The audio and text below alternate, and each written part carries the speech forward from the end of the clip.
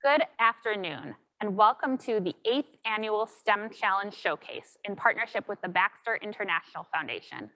Today's event honors the hard work and innovation of over 500 high school students from across Illinois. I'm Emily Cooper, the director of the Illinois Science and Technology Institute, ISTI for short. And I'm thrilled to be here today to celebrate the corporate mentors and student participants in our STEM Challenge program. If you hear or see something that inspires you today, please tweet, Facebook, or post about the event. Use the hashtag ISTI Showcase and let's get this event trending. We'd like to start by thanking our event partners, beginning with the Baxter International Foundation. Baxter has been an ISTI partner from the inception of the program, taking on additional schools and providing exemplary mentorship to the students they work with. Baxter never hesitates to jump at the chance to offer new and exciting opportunities to their students and make each year of the program special. Baxter's work in the kidney dialysis space and their dedication to building a more inclusive STEM talent pipeline in Illinois are just some of the reasons ISTI is grateful and lucky to have Baxter International Foundation as a partner in this work.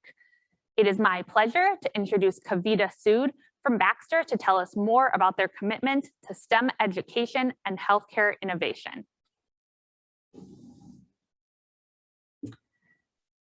Thank you, Emily. The Baxter International Foundation is a proud partner of ISTE, and we're happy to be supporting the STEM Challenge Showcase today. I'm Kavita Sood, Manager of Global Community Relations. And first, I'd like to say congratulations to all of the students presenting today, along with the teachers, mentors, coaches, parents, and caregivers that have supported you along the way. Your dedication to STEM over the past year is admirable, and I'm excited to see the innovations that you present today. The Baxter International Foundation supports Baxter's mission to save and sustain lives through global partnerships that focus on increasing access to healthcare, promoting community resilience, and bolstering STEM education opportunities that will help develop the next generation of scientific innovators. As chair of Baxter STEM Innovation Council, I have the honor of working with some of our leading engineers, scientists, and research and R&D executives to leverage Baxter's expertise through partnerships globally. You'll get to hear from one of those leaders today, Sean Barstow, who is a principal scientist at Baxter, a STEM Innovation Council member, and ISTE mentor. As a medical device company, Baxter is hyper-focused on innovation to ensure that the products we provide our patients are safe and effective. That means science, technology, engineering, and math are critical to our work every day. We have thousands of scientists and engineers working on developing safe products. We have IT executives that build programming, manage software and technology to run Baxter's needs. And we have finance, data, and research leaders that do so many jobs across the business, which are grounded in STEM. So naturally, Baxter has a long-standing history of taking a hands-on approach to supporting a wide range of STEM initiatives that introduce young students to real-world careers and hopefully inspire them to discover STEM skills. We also support STEM initiatives through prize programs and investigative research. Baxter is a global company. We serve patients and have offices around the world, but our headquarters is right here in Illinois, which is why we're proud to partner with an organization like ISTE to bring STEM education opportunities to students locally. ISTE is one of our longest standing partners. Over the last 8 years, Baxter employees have utilized their professional expertise to share their real-world experiences and give students an idea of how their interests and passions can translate into future careers. Our mentors show students what it might be like to pursue a STEM career, and we hope that inspires them in the future. Mentorship is also a two-way street. We know our employees benefit from seeing challenges through a fresh set of eyes while they work with our students on challenges. So we're excited to see today what innovations you have created, with Baxter's challenges focusing on important issues to us, including use of clean water in our in-home renal therapies, as well as telemedicine. Incredibly important topics in today's climate. So again, congratulations to all the students participating today, and thank you on behalf of Baxter and Baxter International Foundation. Thank you, Kavita. We'd also like to recognize our innovator sponsor, Lenovo Foundation. Lenovo is another legacy partner of the STEM Challenge program, whose mentorship and support goes above and beyond including mentors from the company jumping in to assist emergency e-learning at the end of last academic year. Lenovo believes that innovation comes from everyone and works to diversify the talent pipeline in science, technology, engineering, and math by increasing access and cultivating interest in STEM fields. The ISTI Challenge gives students the opportunity to develop real-world solutions and gives the Lenovo staff the chance to build meaningful relationships and pass on critical skill-building tools. In addition to our sponsors, I'd like to give a special thanks to Becky Goldberg, ISTI's STEM Challenge Program Manager, whose hard work and dedication brought today's event together. Becky, I'll turn it to you for a moment. Thanks, Emily. It has been an absolute honor to work alongside our amazing teachers and coaches this year. No matter the hurdle, our teachers rose to the occasion and found creative ways to adapt the STEM Challenge into their classrooms. On behalf of the ISTI team, I want to say thank you. Thank you for making this program possible with your commitment, passion, and dedication to changing the lives of your students. Another thank you to our coaches, Sam, Kristen, and Gil, who have worked hard to make the STEM Challenge experience accessible and inclusive to all learners and support our teachers when they needed an extra set of eyes, ears, or hands. Thank you, Becky. Today brings together 13 top companies in Illinois that partnered with 20 extraordinary high schools from the Missouri border to the Iowa border to the Wisconsin border to the city of Chicago to Peoria, Decatur, and Williamsfield, Illinois. The industry breadth and student diversity represented today showcases the wealth of talent within the state and the future innovators who are preparing to enter and empower our workforce. This year in particular, the perseverance and dedication of our students through the unique challenges that this academic year brought deserves to be recognized and celebrated, and we're excited to be here today to do just that. Before we kick things off, let's hear from our students on what e-learning has meant for them this year.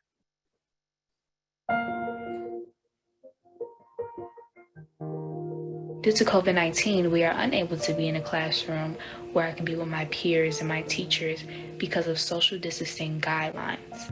And e-learning to me means remote learning. Basically studying from home, homeschooled, being homeschooled. Yes. For me, e-learning means adaptation, finding new ways to learn. Being extremely flexible with whatever is going on. To be able to find new ways of communicating and participating with my students and peers.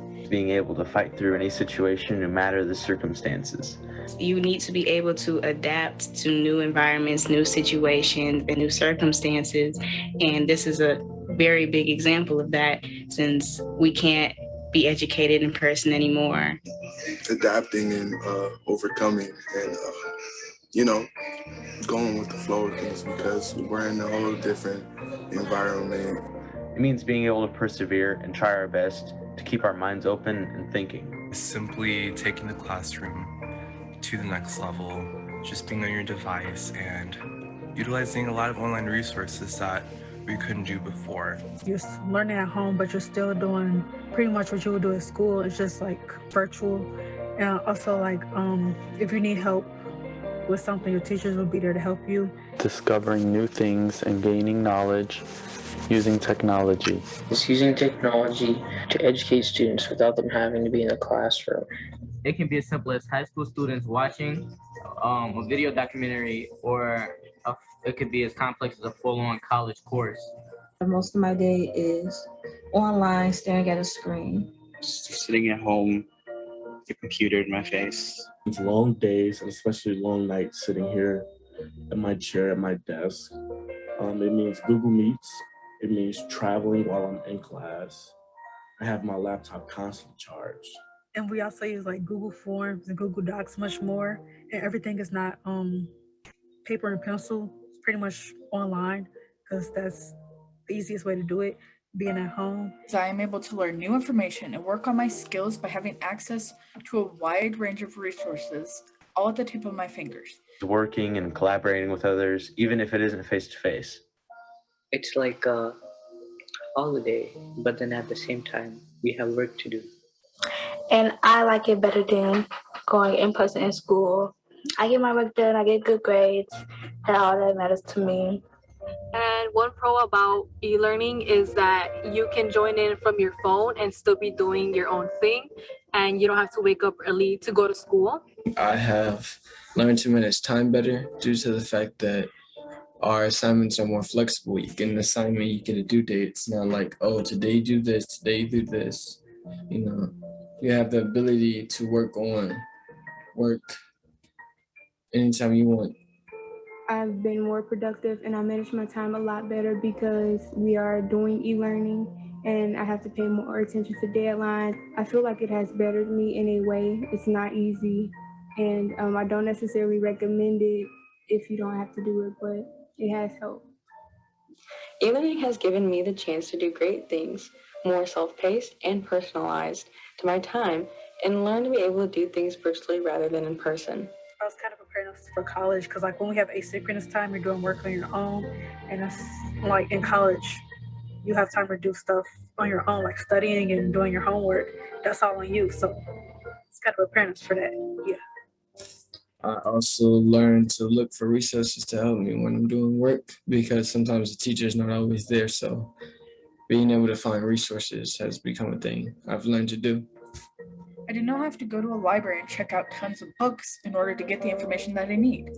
I am able to get the information that I need in a more efficient time by using technology such as a computer or phone. And I don't have to worry about my resources being up to date or not because it's all online, so I can find resources that are the most current. It's also easier to keep track of any homework or documents that I work on by keeping it on a cloud-based system, and I know that I'm helping save the earth by using less paper. It makes assignments easier to turn in and work on them at the same time. Even though I'm used to being in a classroom with teachers and students, virtual learning has given me the opportunity to adapt to the situation at hand. Virtual learning has been a tough experience for me and everybody else around me, but has allowed me to create new methods on how to gain more knowledge and succeed in the future. E-learning for me has basically just been an amazing learning experience because I've been able to learn my strengths and weaknesses when it comes to me being a student. I understand what I need and what I don't need, and I've been teaching myself and basically coming to terms with what's going to be helpful in my future. And it really helped me understand what it takes for me to give 100% in school, which in recent years I haven't. So this has been a very important year for me, basically learning how to teach myself and learning how to understand what I need. For me, e-learning is torture, but it's also freedom at the same time. Like, you know, throughout this whole pandemic, I really feel like I ain't really learned anything for real. But it's also been like real nice to be able to do my work on my own time and not feel pressured and not really have to deal with the anxieties that school bring on a day-to-day basis like normally. This year was a lot more easier in my opinion. It's an opportunity for some people because it goes both ways. Some people could be overwhelmed by a lot of work, but some people could find opportunities. Although e-learning is not the easiest thing I've ever had to do, I do think that it helps the best way it can under the circumstances, and it can be improved for future purposes. But yes, you miss out on a few things like physical contact with people, but then at the same time, you also have sometimes more time to do the things, and you're in your own house, so you have the comfort of that. With the virtual online school, you can learn or have fun while multitasking, doing the things you need to do at home or out on the go while e-learning. We no longer have the same amount of social interaction that we previously had prior to the pandemic. And being able to adapt to these new circumstances, it not only creates a new sense of awareness for how you may maintain yourself while home, but it also builds character because you never know the next time you might leave the house, or you never know the next time you're going to need to stay in the house. So gaining these abilities to adapt to certain situations helps build you to be a better person.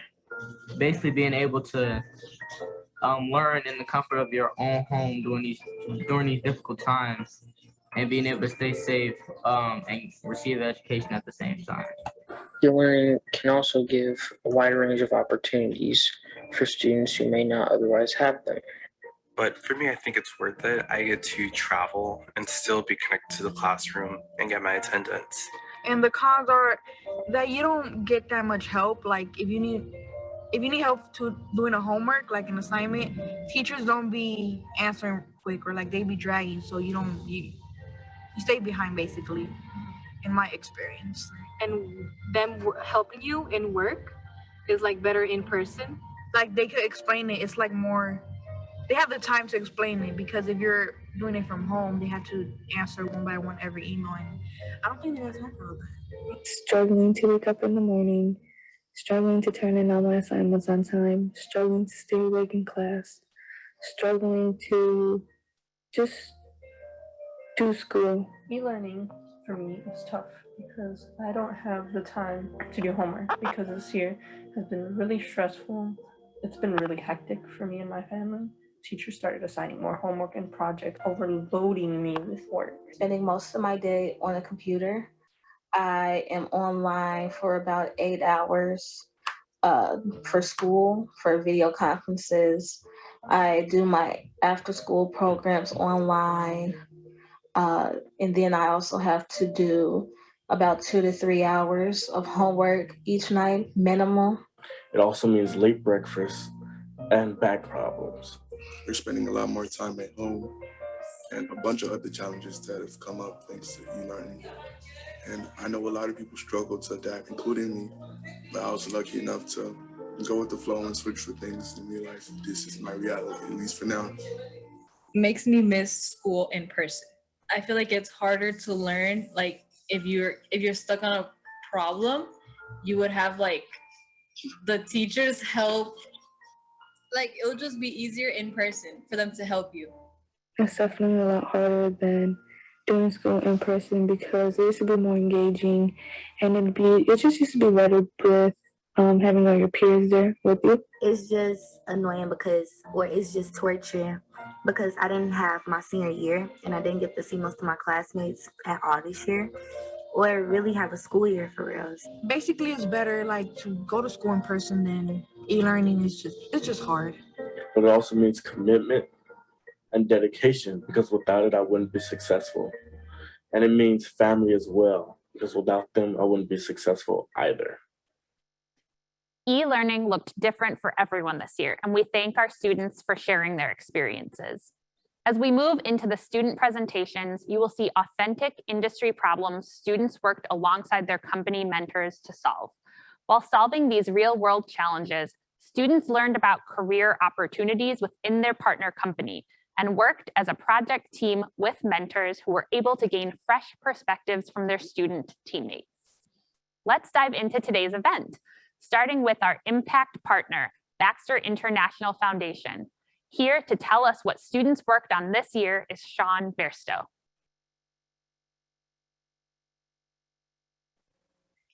Thanks, Emily.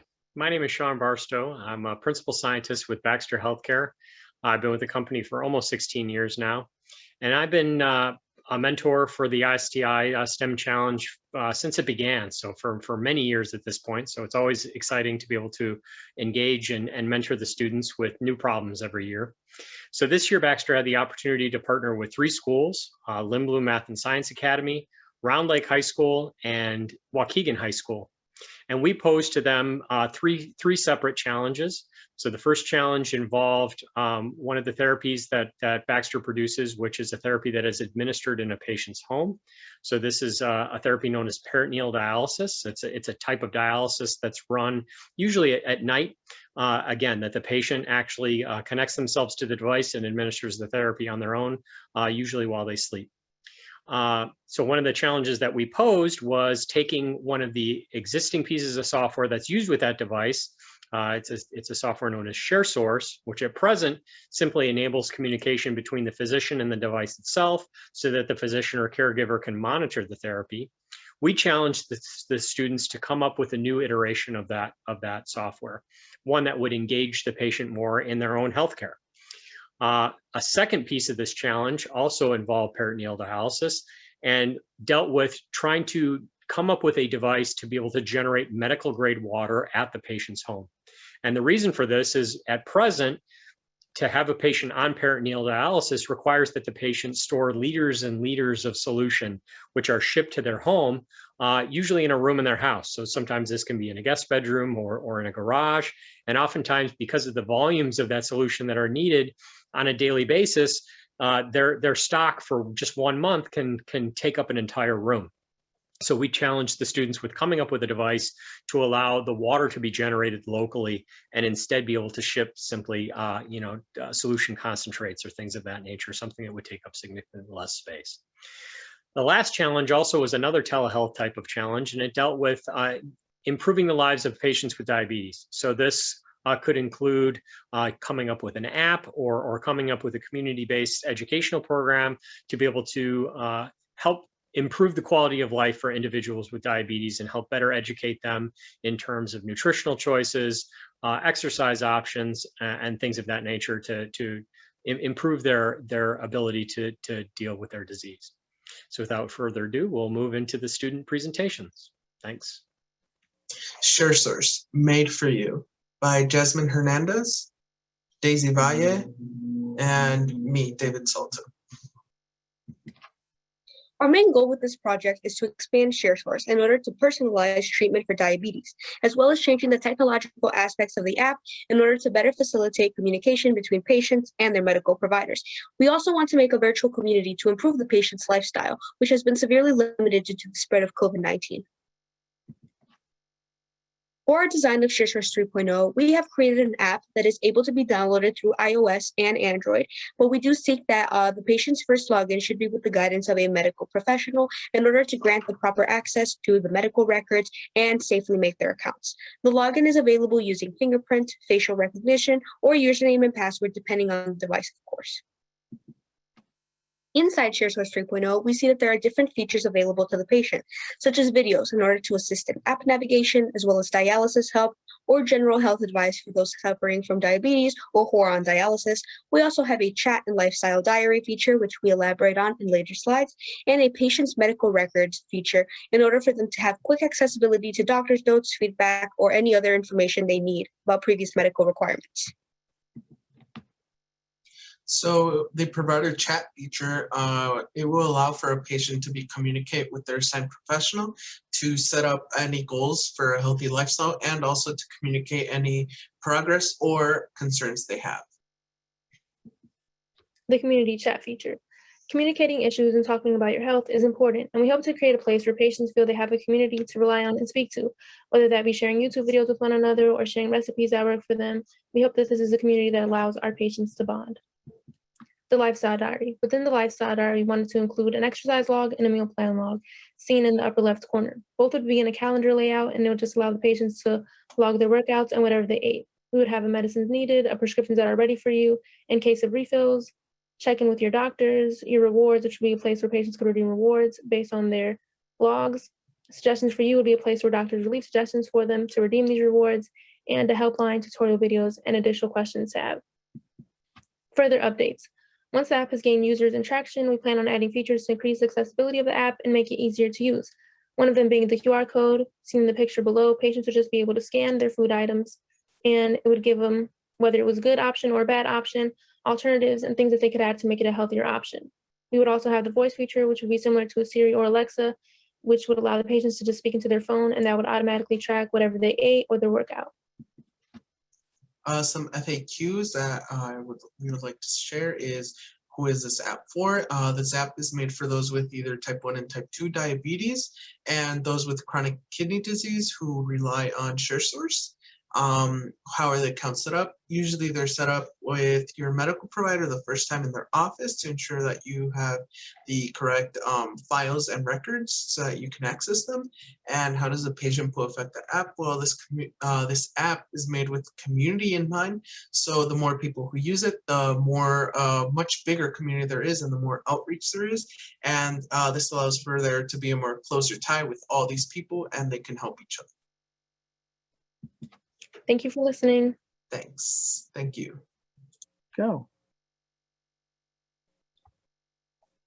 So this is our presentation of our water filtration that we have so far?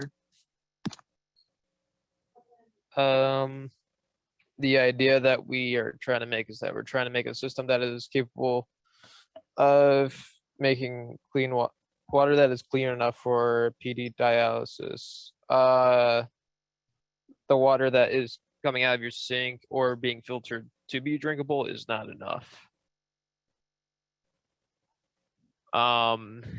In order to make it for anyone to use, it's important to make some sort of filtered system to make either some sort type of bottle or bag even. The machine may not be portable itself, but it could be a cheaper but much more easier way to get your clean water. For other solutions, we took notes to understand them. It removes 96% of mercury, 95% of pollutants, 94% of pharmaceuticals from water, lifespan 40 gallons, BPA free, weight of 6, but there's really no units to go off of. And then dimensions. Yeah. The patent, it goes over how the fluid passes through and how it adapted to remove the substance. It removes substances from the medical fluid as it passes through the system, and controlled the sodium to control the sodium concentration. The design requirements are portability, efficiency, cost, safety, renewability, and finally limitation, as the picture shows to the right. This product has to be portable. It's got to be small enough and it's got to be as small as a tissue box. It's got to be able to fit into the container it's put into, and it needs to fit into a dialysis bag. It's got to be strong enough to withstand large amounts of fluid flowing through it, and it has to withstand a pH of around 7 for customer use, referring back to the liability requirement mentioned earlier. The parameters that are testable is that the device needs to convert water into PD dialysis fluid. It has to keep this fluid pure or clean enough to be used in dialysis. And we have to find a solution to take the fluid and kind of regenerate it for future use. It's got to be relatively cheap at no more than $100. It's got to be commercially available, and it has to be easy for the consumer use. This is a quick our decision matrix that we came up to come up with an idea, and the filtration dispensers one we chose to do. And this is our sketch of it.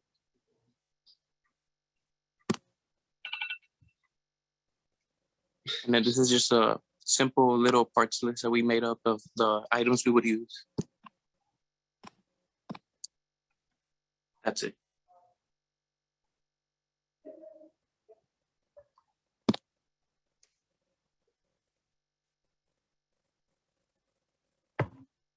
Hello, we are Brax ShareSource 3.0.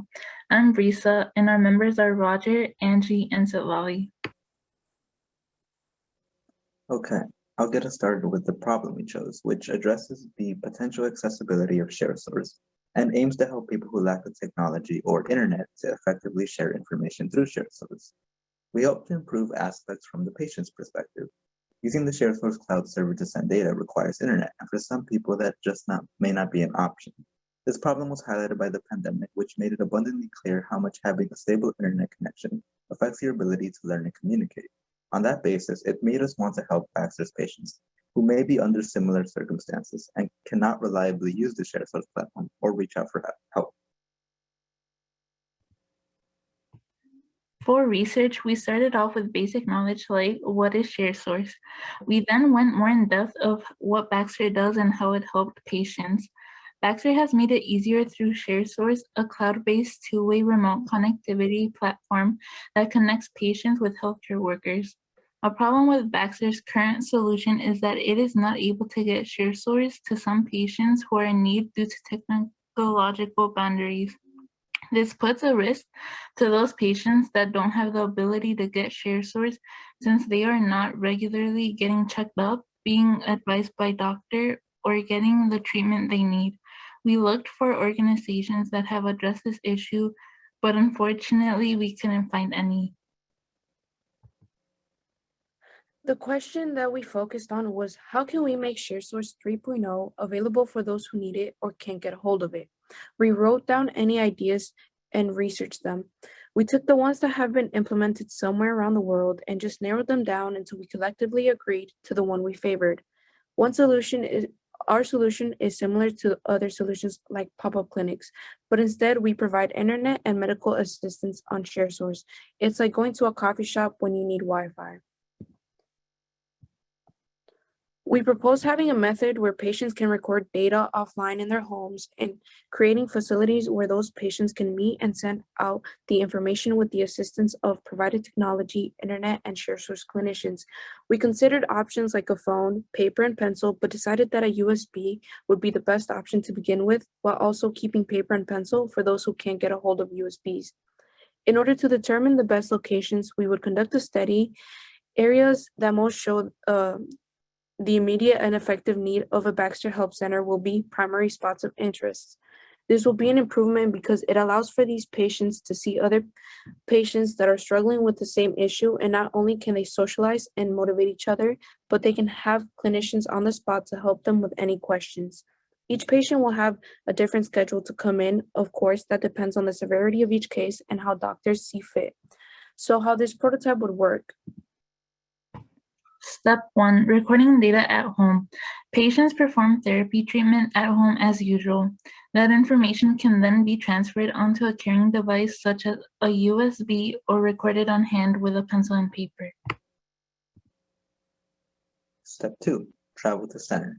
Patients bring their flash drive or paper documents to the help center and check in. Step 3, input and guidance. Patients can access a computer or other device where they can manually input the data, or it can be downloaded if the patient has access to a USB or smartphone. Patients can speak to a clinician expert at the center if they have questions or need an update on their treatment. Step 4, departure. Patients are free to carry out any actions that may have been difficult to do without internet. In any case, patients are free to check out of the help center when they have successfully uploaded their contents and have been approved by a clinician. Many patients aren't able to provide their families with technology, and it's why we came up with the idea of providing help centers. These patients are able to record data at home and then go to a facility and input their data. Our mentor was able to put us in the right direction towards our challenge and give us an outside perspective of our solution. Our biggest takeaway as a group would be how difficult it is to try and create a solution for a real life issue that affects many people on a daily basis. My biggest takeaway from this was that it showed me how many people aren't able to provide technology because of the pandemic. It made me want to do something in the future where technology isn't used as much with healthcare, so those who aren't able to provide it can still get helped and assisted.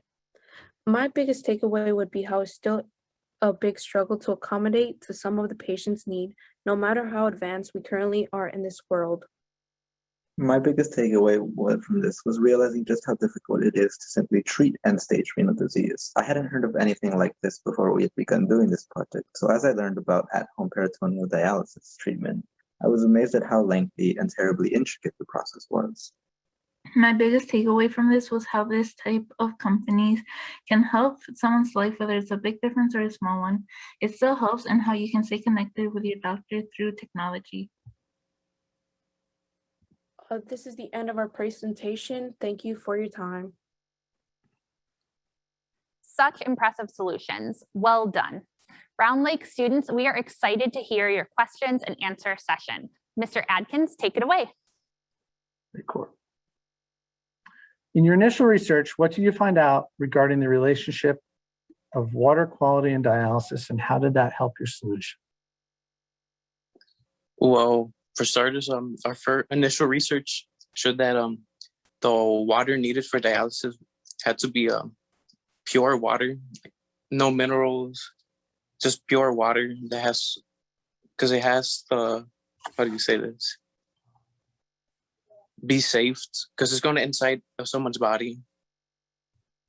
And would you like to add on to Jose?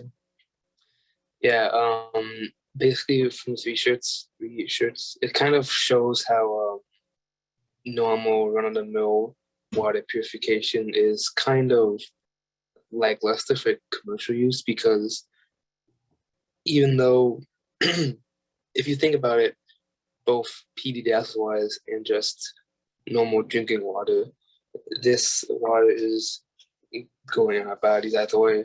And I feel like we should have a uniform kind of degree of how purified we want our water, because commercial water, even though, yeah, it gets bleached, all that jazz, it still is relatively dirty if you think about it.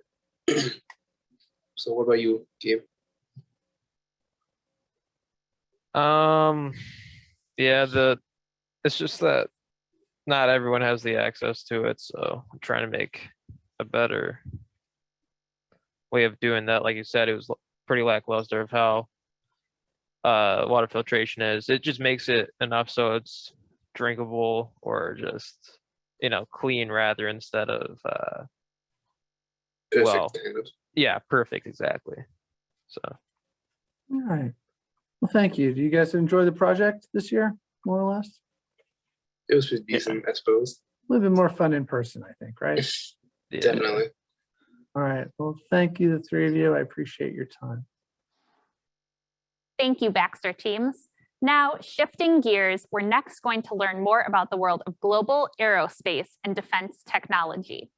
The students working on this next project were faced with a build assignment that stretched their engineering skills, and here to tell you more about it, I will turn it over to Lynn Greitas. Thank you, Emily. My name is Lynn Greitas, and I am a system architect at Northrop Grumman in Rolling Meadows.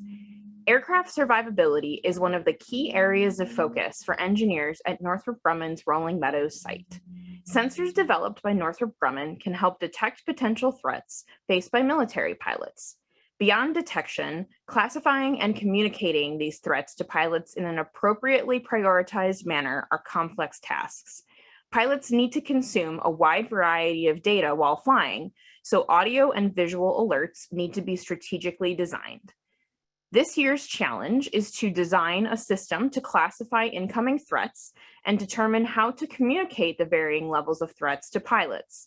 Students were provided with a time-stamped flight path dataset generated from simulating a C-130 plane in a holding flight pattern above an airfield. Students were also provided with datasets generated from simulating 3 different surface-to-air missiles fired in the vicinity of the main aircraft. Finally, students were provided with datasets for 4 UFOs in order to test and refine their alert systems. Using these datasets, students must first analyze the data, come up with criteria for classification, and design an audio-visual alert system. And now I'd like to introduce the wonderful students from Palatine High School.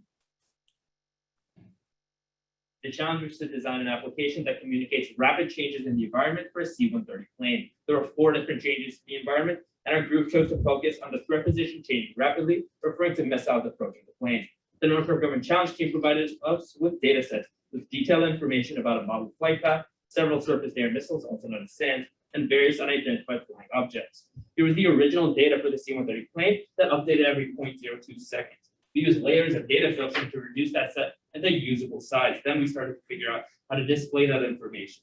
Though we initially used a scatter plot in Excel to generate a top-down view situation by using latitude and longitude coordinates, since these occur near the equator, the effect of spherical curvature is actually negligible. Then we used a 3D plotting software, GeoGebra, to create a 3-dimensional view of the situation to give us a better idea of how our system is designed to handle and interact with several threats at the same time. At the very beginning of the flight path, the C-130 fighter jet detects the very first Patriot air missile. Then, the jet detects an S-400 surface air missile and a Cessna Skyhawk. After that, it detects a second and third Patriot missiles. And finally, the jet detects a TY-90 air-to-air missile.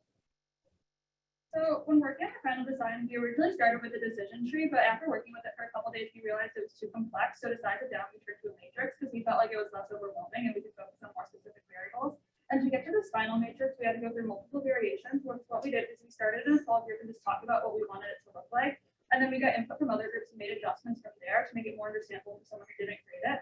And our final matrix shows the x-axis representing radius and the y-axis representing speed. Then when trying to figure out what number was going in each box, we took into account the speed and the radius. So for example, in the top left-hand corner, you can see something that's moving super fast and super close is going to be the most dangerous at 5. And something in the bottom right corner would be moving super slow and super far. So it's going to be the least dangerous out of 1.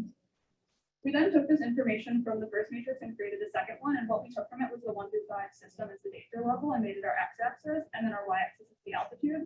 And then when figuring out what color was going in each box, we took into account the altitude and how dangerous it was on the scale of 1 to 5 and assigned a color that corresponds to the alarm. So now that we have the criteria, we separated our alarms by levels of importance, and we decided to display them as such. The Manchester Triage system is a widely implemented system for outlining the relationship between alarms and levels of importance, so we referenced that. We were able to find auditory alarms online and by analyzing a document for sound design in relation to alarms.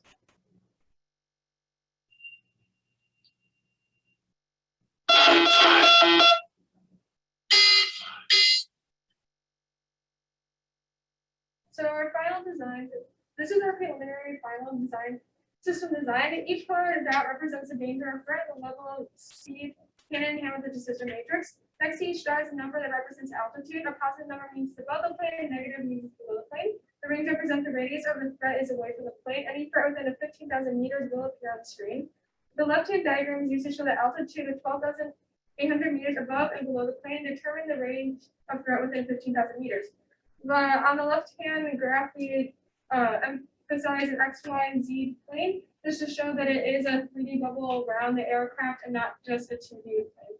The second diagram is what our final design is based off of. However, this design shows many threats at once that could occur. However, it most likely will not happen. This is our final design, which shows the different scenarios given the data set from the challenge. However, even though the threats are shown on this diagram, like before, they would normally all be in separate situations or once or twice at a time. The dots have the name of the threat and the height of the altitude next to them, and the radius of threats was determined based off time, velocity, and altitude. And as you can see, all the threats are concluded as yellow or red for the most part, mostly because they were all high speed and the change of time was quick, and this concludes how close the threat is to the aircraft. The system is used to help pilots determine threats within a given radius that will keep the pilot safe. Thank you. Incredible work, students. Mr. Larson, back to you for Q&A. When you were designing your system, what did you do to determine the most important feature? So the most important feature that I probably say within like the school challenge was definitely the decision matrix, because the decision matrix kind of like foreshadows the final design, which wouldn't have been created without the decision matrix, and the decision matrix also wouldn't have been created without any previous context such as like the alarms and the data sets and stuff, so on and so forth.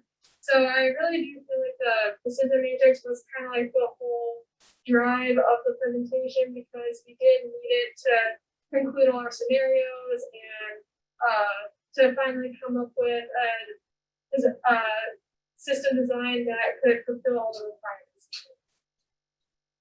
If you were to take this project one step further, what would you do next? So I think to take this project one step further, I would like probably be able to create a system of code, because we would be able to like implement like the variables and like how it would show up as a simulation essentially. Thank you so much for sharing. From hovercrafts to the financial market, we're moving into the world of futures and the derivatives marketplace. If you're wondering what I'm talking about, you're exactly where the students were when they took on this challenge. Here to clear up the confusion are the wonderful Jonathan Morley and Maddie Boshi from CME Group.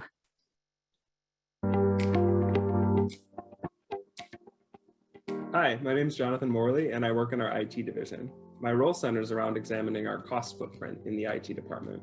I also work closely with our new hire program, everything from interviewing prospective candidates to onboarding and eventual placement in the future dream role.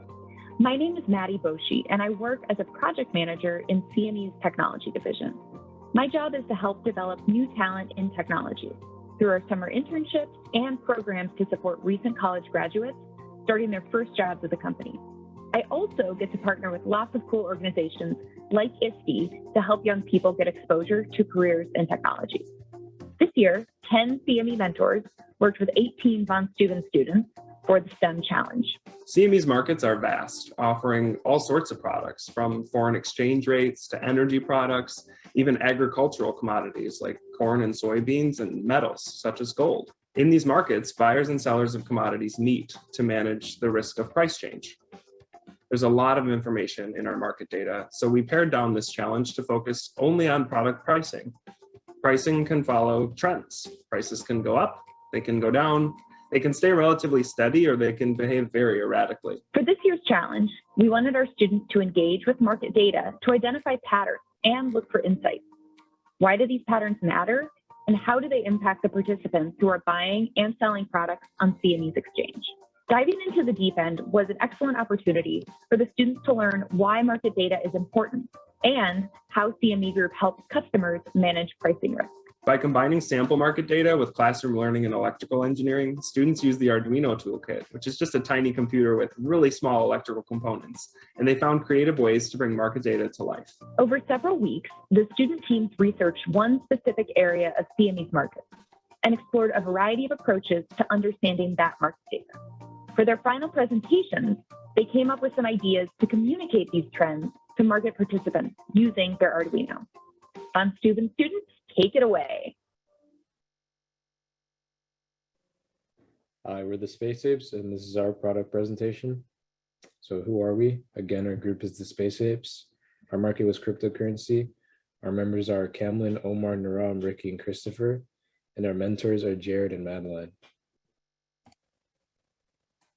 Here's some background information on cryptocurrency. Cryptocurrency is a form of payment that can be exchanged for online goods and services. Cryptocurrency's prices are volatile, which means they're always changing, and they come in many different forms. Some big forms of cryptocurrency are Bitcoin and Ethereum. Problem and client / persona. Our problem is that the crypto market is very volatile. People have many problems interpreting the market and trends. So Arduino, we used it to find a way to visualize market trends data and make it easier to interpret. Our client is usually a 20 to 40-year-old casual cryptocurrency investor and experienced cryptocurrency investors. Now our persona is Bob is a casual investor who is interested in cryptocurrency, but isn't very literate in reading market trends or data through typical stock programs. He needs a product that can show him these trends in a way that he can visualize. So our proposed solution concept was to create a device using our Arduino boards that used sound and visual cues for interpreting cryptocurrency market trends. And the way we were going to do it was to use an LCD screen to display what cryptocurrency you would be looking at and interpreting. We'd use LEDs to indicate whether to buy, sell, or hold, and then a buzzer to indicate change and give you a sound cue so you can recognize whether or not to make your decision.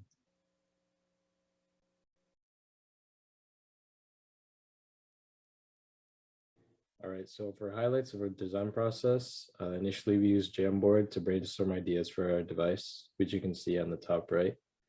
We also used a program called Tinkercad to model our device and experiment with the code, which you can see on the bottom left. And we also sketched a few images of potential final designs for our device, which you can see on the bottom right.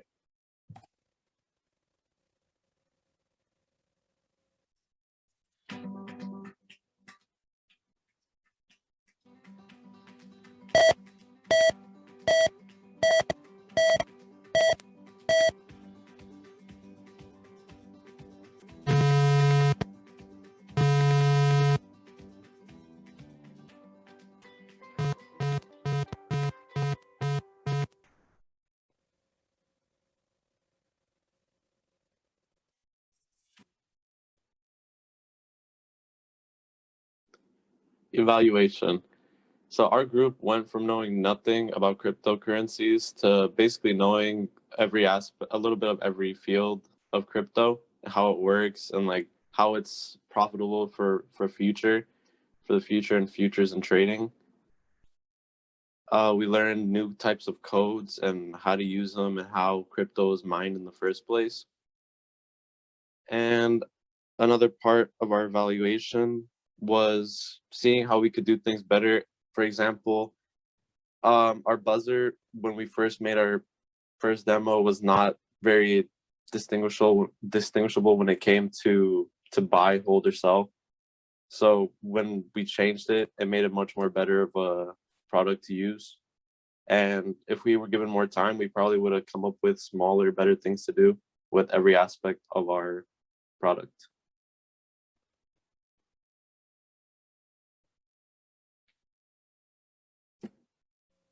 So we've made a device that makes viewing crypto market trends easy. It appeals to the majority of crypto investors, and it can be used by casual and experienced crypto investors. Thank you for your time. I'm learning so much today, and I can't wait to see what our amazing students do after this experience. Their futures are bright. Up next is a longtime partnership that is uncovering the ways to improve medication adherence and how that comes into play in a patient's experience. Here to tell us more is Essence Underwood. Hello, everyone, and thank you, Emily, for the introduction. My name is Essence Underwood, and I am a research scientist working in development sciences here at AbbVie. I am also in my second year as a mentor of one of the teams in this challenge. This year, the AbbVie Foundation STEM Challenge is focused on medication adherence. About half of all patients who are on long-term medication do not take their prescriptions as directed. The reasons why vary wildly, including undesirable side effects, barriers to transportation, finances, mental health issues, and forgetfulness. Our teams worked with their mentors to innovate and invent solutions for patients facing chronic or long-term illnesses. They were able to choose one of 3 patient populations: seniors with Alzheimer's disease, veterans with hepatitis C, or young adults with celiac disease. In addition to the challenge given, they also faced the additional task of collaborating in an entirely virtual environment.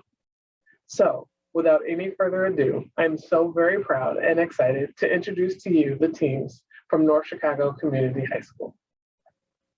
Hello, I'm Raul, and I'm here with Glendon. Here we're presenting our project that we had made. It's the right ATWD, which is the right time, right way, and right duration. So a lot of times we talk about medication adherence is ATWD. Like I said earlier, A is standing for in the right amount, T is standing for the right time, W is standing for the right way, and D is standing for the right duration, because all that is important for you to take in consideration for the medicine and the medication that people are taking, because it has to be done on a consistent basis and done the right way. If it's not done the right way, there's really no point in taking the medication. And here we're talking about veterans that have HCV. Next slide. So our objective was to make it easier for veterans to be able to get their medication. And so we came up with a device, or we came up with the idea of a device that will have you be able to be one-on-one with your with a doctor or a nurse or a professional. Next slide.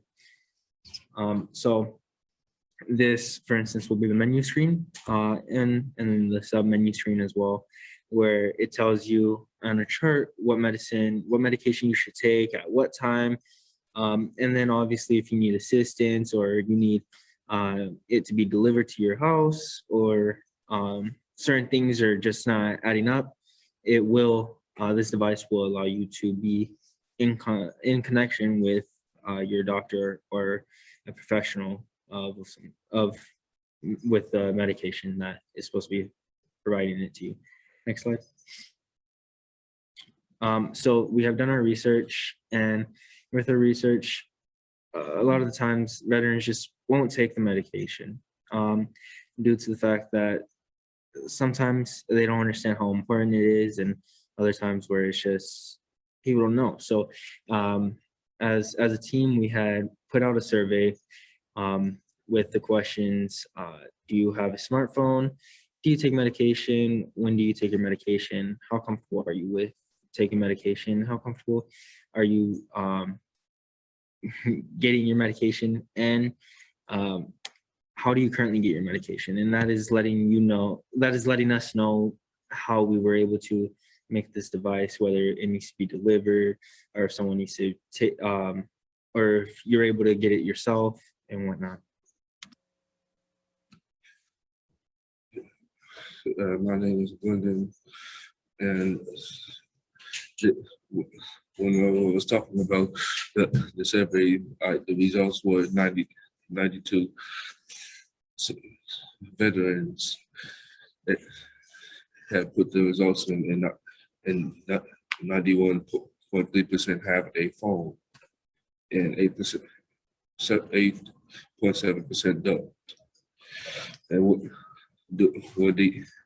when they want to take the medication, some say not at all. Some say two times a day. Some say one time a day. And the question was, do you take medication? 68.5 say no. 19.6 say sometimes, and 12% say yes. And how comfortable are you taking your own medicine? It's 42.4% say neutral with taking medicine. So 21% say they're comfortable, and 27% say very comfortable. Next slide. Recommend provides the simple handheld device we're able to take it, the veterans to stay on the right path, but by taking their medicine. ATDW stands for in the right amount, at the right time, at the right way, and at the right max. Next slide. The knowledge special thank yous to our Abby mentors, Chrissy and Brian, and our teacher Brock, Mr. Brock. And then these are our references that we had used for us to get the information for our survey, or for our project.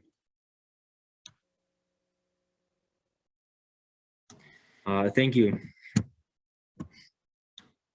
Thank you for such an informative presentation.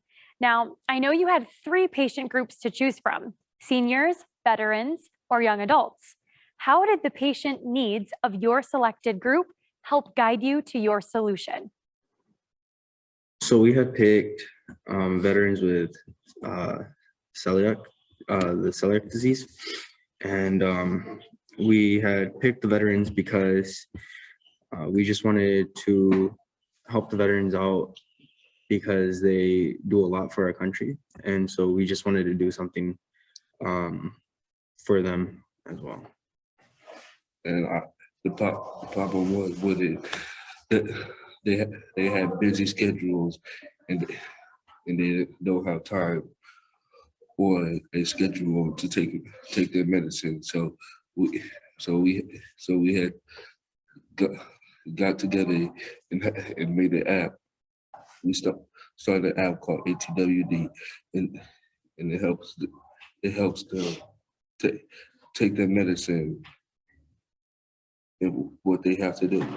Because we made the device to help veterans with their disease, our app allows them to make sure what time, dosage, the correct medicine to take in the time of day. Wonderful job designing a solution with the user in mind. Emily, I can't wait to hear who's next. Next up, a new partnership that has taken off into impressive collaboration. This year, we were excited to move into a new region of the state with a partnership that saw two schools looking at the same problem from very different angles. Here to tell us more is Rosalind Fox from John Deere. Wonderful. Thank you, Emily. My name is Rosalind Fox, and I am the factory manager at John Deere Des Moines Works in Ankeny, Iowa. Our factory makes self-propelled sprayers, cotton harvesters, tillage tools, and grain drills for over 30 countries worldwide to help support the growing world population. Like many of my John Deere colleagues, I did not grow up on a farm or with a farming background. In fact, I grew up just outside of St. Louis, Missouri. In college, I studied electrical and industrial engineering at the University of Missouri-Columbia and found a love and passion for manufacturing. At John Deere, failure analysis is critical to product development. As John Deere rolls out innovative products, we strive to make them safe and long-lasting. Fail fast, learn quickly is a concept we use in product development to understand and resolve failure modes early. This approach gives us the most time to resolve the failures.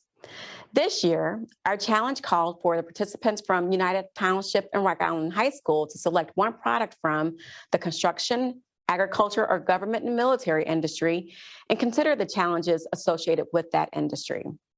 The participants' goal was to use failure as a way to innovate for John Deere by creating a solution tailored to their product choice. Their solutions could use elements such as artificial intelligence, product redesign, or remote control access to either make the selected product more accessible and inclusive for all users, or create a test plan for the selected product by exploring current systems of failure analysis and finding a way to optimize its efficiency. Let's hear how the United Township and Rock Island High School IJAC students found innovative solutions working with their John Deere mentors for our John Deere customers. Hi, welcome to our John Deere ISTI Challenge. Hi, I'm Emily Nelson. I'm affiliate of UT IJAG. I am a junior and I play softball and I'm on the color guard team. On my free time, I like to bake, sew, and I like to go to church. Hi, my name is Charlie Garcia and I'm affiliate with United Township High School IJAG. I enjoy playing soccer and I plan to go on a 4-year college to study mechanical engineering. The industry we picked was agriculture, specifically the 9RX 640. And here's a snippet of that showing.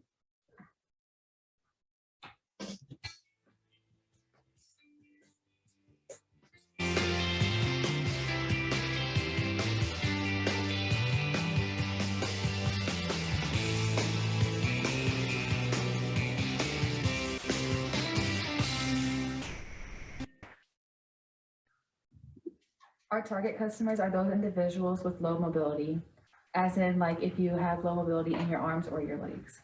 And through this, we decided to focus more on equity over equality because equality doesn't benefit everyone. Our ideation process started by us innovating for equity, and we wanted to target our customer. Some challenges we ran into was we lost 2 of our team members, and whenever we came up with a solution, there was always a problem following it. And thanks to the mentors, we got through some of the challenges and we got our idea into a bigger and broader picture. Our product redesign, some of our future plans is adding a 360-degree camera so the individual can see all around them. Another example is us adding different colored signal lights that helps those individuals with trouble hearing. Our focus has always been for everyone to have the same experience while using John Deere products. The tablet is a visual representation on what others can do one day to show equity. If you have any further questions, please feel free to email us. My email is emily.nelson@utstudents.net. And mine is charlie.garcia@utstudents.net. And we would also like to thank you for your time.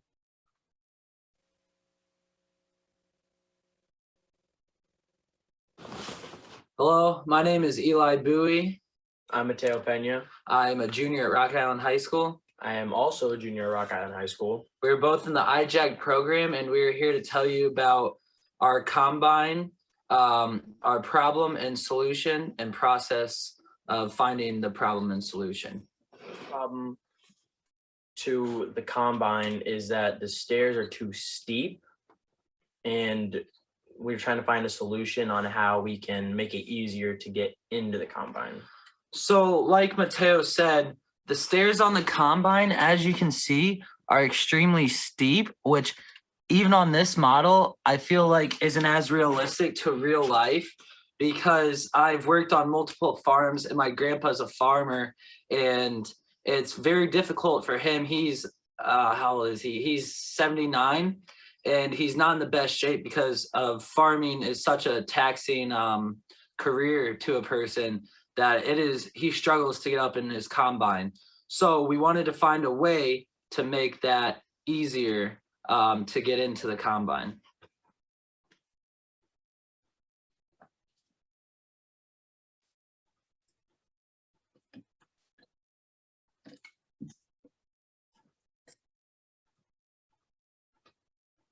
Our three solutions to our problem is, one, we were thinking about lowering the combine altogether just so it's easier to get up and not as high.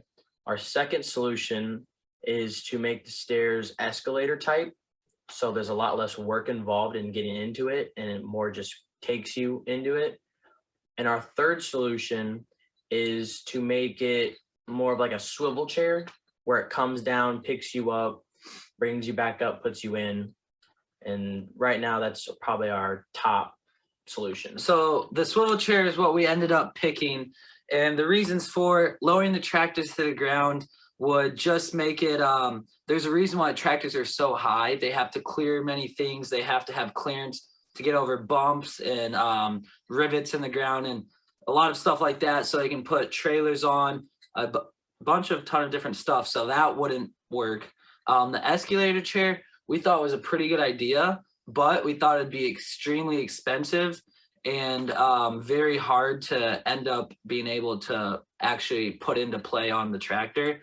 So we ended up picking the swivel chair, and our inspiration behind the swivel chair was, if you've ever been to a pool and they have the chair for the handicaps, they can sit down, it swivels you over the pool, puts you in, or it's also very similar to the chair. And if you've ever been, some old people's houses have the chairs where you sit down and it takes you up the stairs.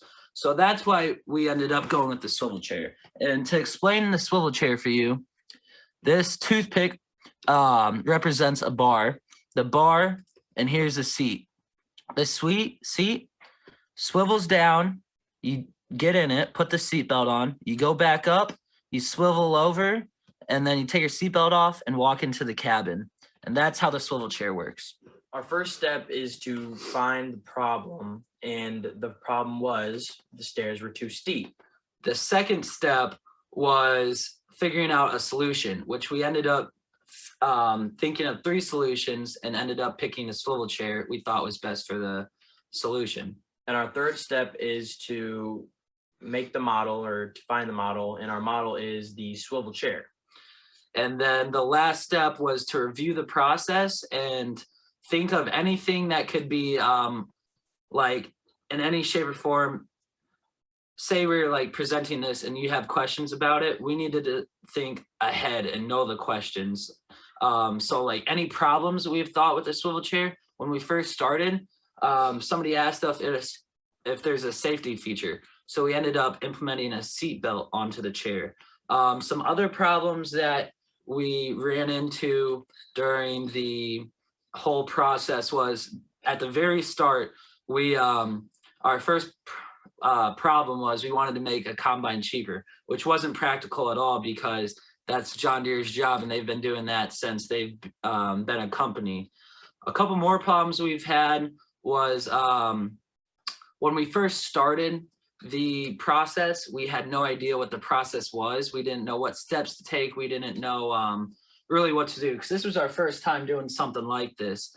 So our mentors from John Deere really helped us out and gave us a lot of help on and guidance on what to do and when to do it and the whole process and steps.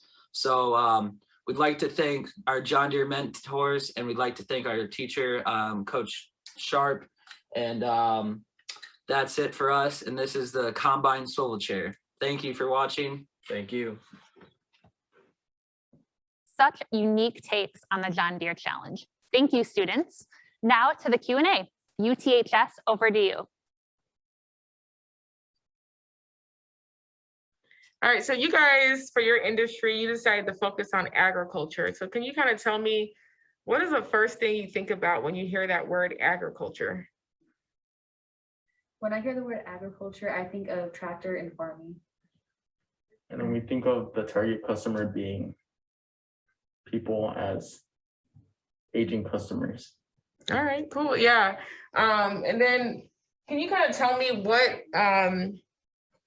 what were you guys looking for in terms of accessibility? So when you're thinking about agriculture and thinking about ways to kind of bridge those gaps, what accessibility gaps were you initially thinking of? Well, we wanted for the individual to have the equity that everyone else has. And through this, we wanted to focus on those people, since when we think of agriculture, we think of hard work. And once we get older, it's kind of hard to do certain things. And through this, we wanted to make sure that everyone could do the same thing. All right. Emily, you have anything? So when you think about like those accessibility gaps, is there anything like that stands out to you specifically that you wanted to focus on? We just want to make sure everyone's like, they feel equal with everybody. They don't feel like they're left out. What were some challenges that you felt like you faced throughout this project, or through like your ideation process, or through just trying to figure out a solution? So like some of these challenges that you guys face, can you kind of explain a little bit about maybe what some of those are? So when we started on this project, we didn't really have, we didn't know the viewpoint of other people. And through this, it's kind of just like, oh, well, we might be able to do some things, but others might not be able to. And through this, we've broken a bone before, we've had struggles, and how did we overcome this? We found different solutions to trying to make sure that we could do these daily. When it comes to challenges, I have a personal one. I have dyslexia, which is not something that is really common for most people to have. So what I do to help it is I'll put a blue piece of paper, like a blue sheet, over my paper so it's easier for me to read and comprehend. So with me trying to figure out ways to solve and help my disability, it's just like what we're doing for people with low mobility. And through this, we wanted to make sure that everyone could do what other people can. Even if it's just a dream, we want people to achieve that. And we also wanted to thank you for your time. Feel free to contact us if you have any questions. Thank you, UTHS. My mind is racing with all of the amazing student ideas. So let's take a brief pause to take it all in. We'll see you back here in 5 minutes to continue the innovation.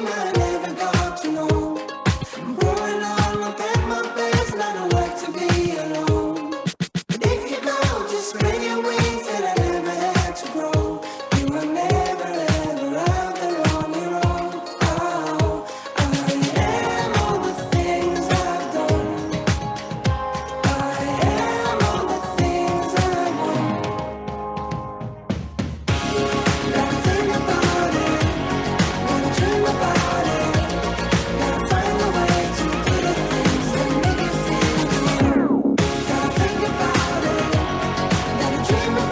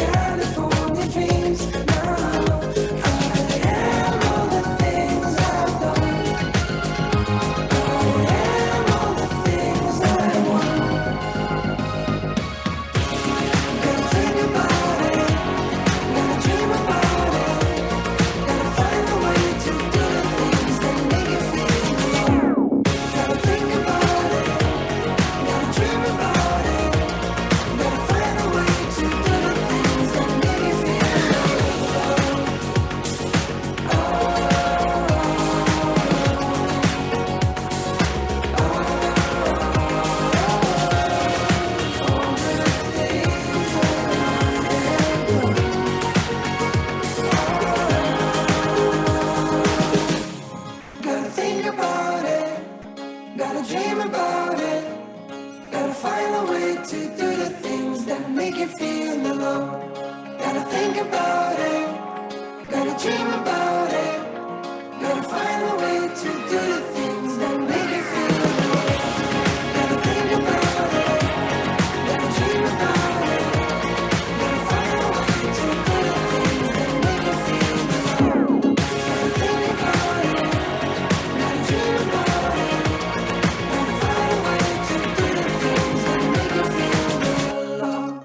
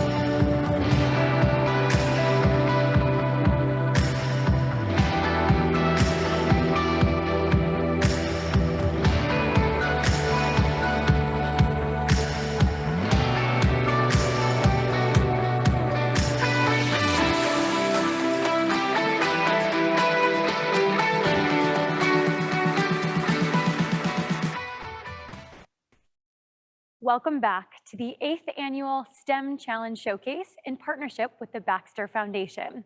As we know, the shift to virtual learning impacted each of our schools in a different way. One of our incredible schools came up against every challenge imaginable and yet still have a positive message to share. East St. Louis, we are so glad you could join us. Over to you.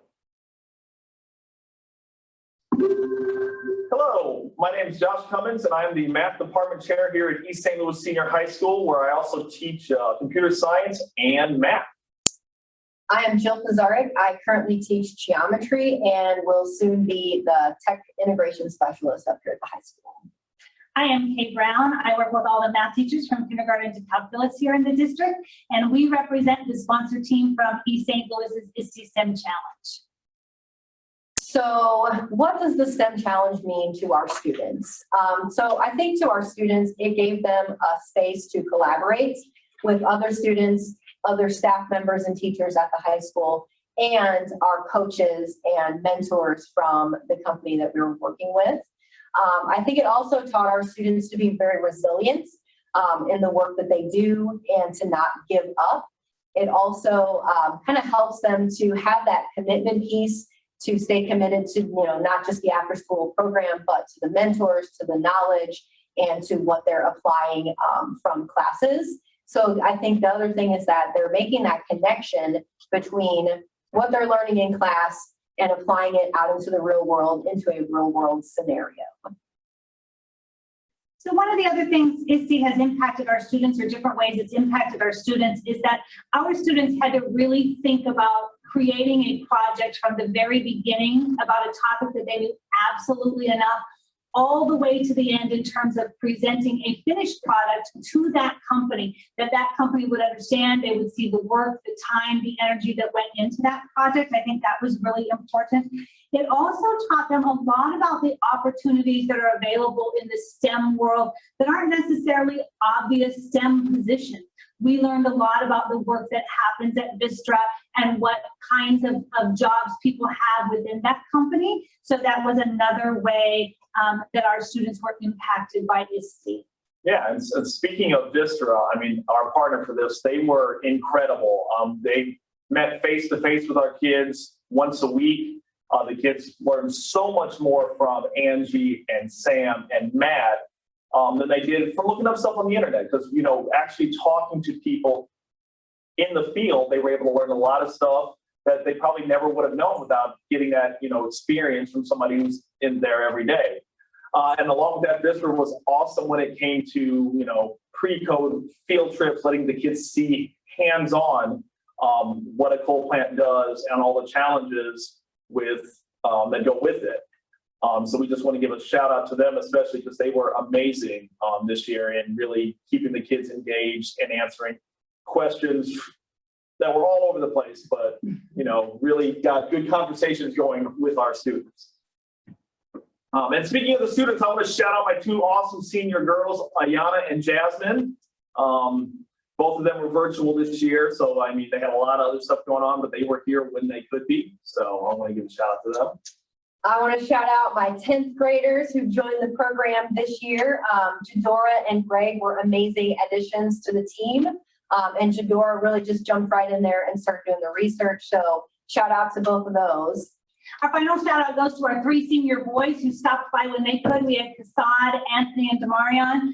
Those 3 stepped in. We had some struggles this year, which is why we aren't finishing the program. We stayed virtual for a really long time. And so just having kids with after school jobs, commitments to other things outside of the school time was really tough, but we just wanted to take a minute and thank everybody for their time and commitment that they gave to us along the way. And we really appreciate the opportunity from both ISTE and from Vistra to be a part of this program. And hopefully that for school year 21-22, we will be back at it again next year. Absolutely. Thank you. Thank you, guys. Thank you. Thank you, Jill, Kay, and Josh. We appreciate you sharing the impact of the STEM challenge. As we begin to embrace the digital world around us, there are many companies who have been innovating in this field already. We are pleased to welcome Ashley Jackson from Caterpillar Chicago to tell us more about their challenge this year. Thanks, Becky. I'm Ashley Jackson, UI UX designer at Caterpillar and mentor for the last 3 years. This year for our challenge, we allowed the students to choose a problem that they were truly passionate about. The students were tasked with choosing the industry, the technology that they particularly wanted to work with, and finally targeting a particular audience. As all students this year, things were a bit different as we learned to work remotely at home. And I think I can speak for all mentors where I say, bravo, you guys did it, you pushed through, and we're so proud of you and everything that you've created. And now, I'd like to introduce Solario Academy High School. Our presentation will be about our emergency ping device by me, Jonathan Buendia, Josue Lara, Lynn Greitas, and Eduardo Lopez. Problems that we are trying to solve. Construction is one of the most dangerous jobs. The more frequent accidents are the fatal form. Falls, struck by an object, electrocution, and caught in or in between the object. And all these together make up 60% of all construction-related deaths. We want to reduce this by reducing the response time. It takes about 8 minutes on average for an emergency vehicle to arrive at your location. After you call 911, your location is immediately sent to them. The amount of time it takes for 911 to pick up can vary based on several factors, let alone the time it takes to get a phone out in a panic. What we hope to do is remove the time it takes to contact 911 and to send an alert to the overseers that something has gone wrong at the job. We designed our device to be small and compact. We don't want the device to hinder the user in any way, shape, or form. To prevent any jamming or any situations where the person cannot cut the wire, we decided to add a sliding top instead of a little pocket to open to cut the wire, and we had added a blade on the inside so it can cut one wire that's connected to all the components of it. We do have a button alternative the user request for it. Here's the other alternative. As you can see, there is a button on the side, so instead it will slide and hit the button instead of cutting a wire. The device will be clipped on the user's belt buckle, where you usually put the belt, or on a belt, so it's easy to move around and equip for safety. We have many benefits to our solution. For example, you need to inform the boss about any injuries so the boss can make the proper phone calls and get the proper assistance to the situation. And our solution does that instantaneously. Most smartwatches can detect early signs of a heart attack, and our device will get the victim the help they need. This device is one of the most affordable on the market and has the best results. Now, when a worker gets hurt, they typically ask for a workers' compensation claim, which in turn loses the company a lot of money. We can avoid this all by keeping the workers safe and saving money. In a life-threatening situation, every second counts. And with our device, we take the phone call, which can take minutes, out of the equation, saving time and lives. So you might be wondering why people should invest and use our product instead of other solutions, and here are the following reasons why you should invest. First, our design provides top-notch safety. Second is our response times. As soon as our product detects a distress signal, healthcare professionals will arrive on the scene. Third is our design. Our product will not only look good, but it would also save the lives of thousands of industry workers. It has a sleek design which is very user-friendly. Our product is an advocate for safety, and with our product, it will be guaranteed. Great presentation, Solorio.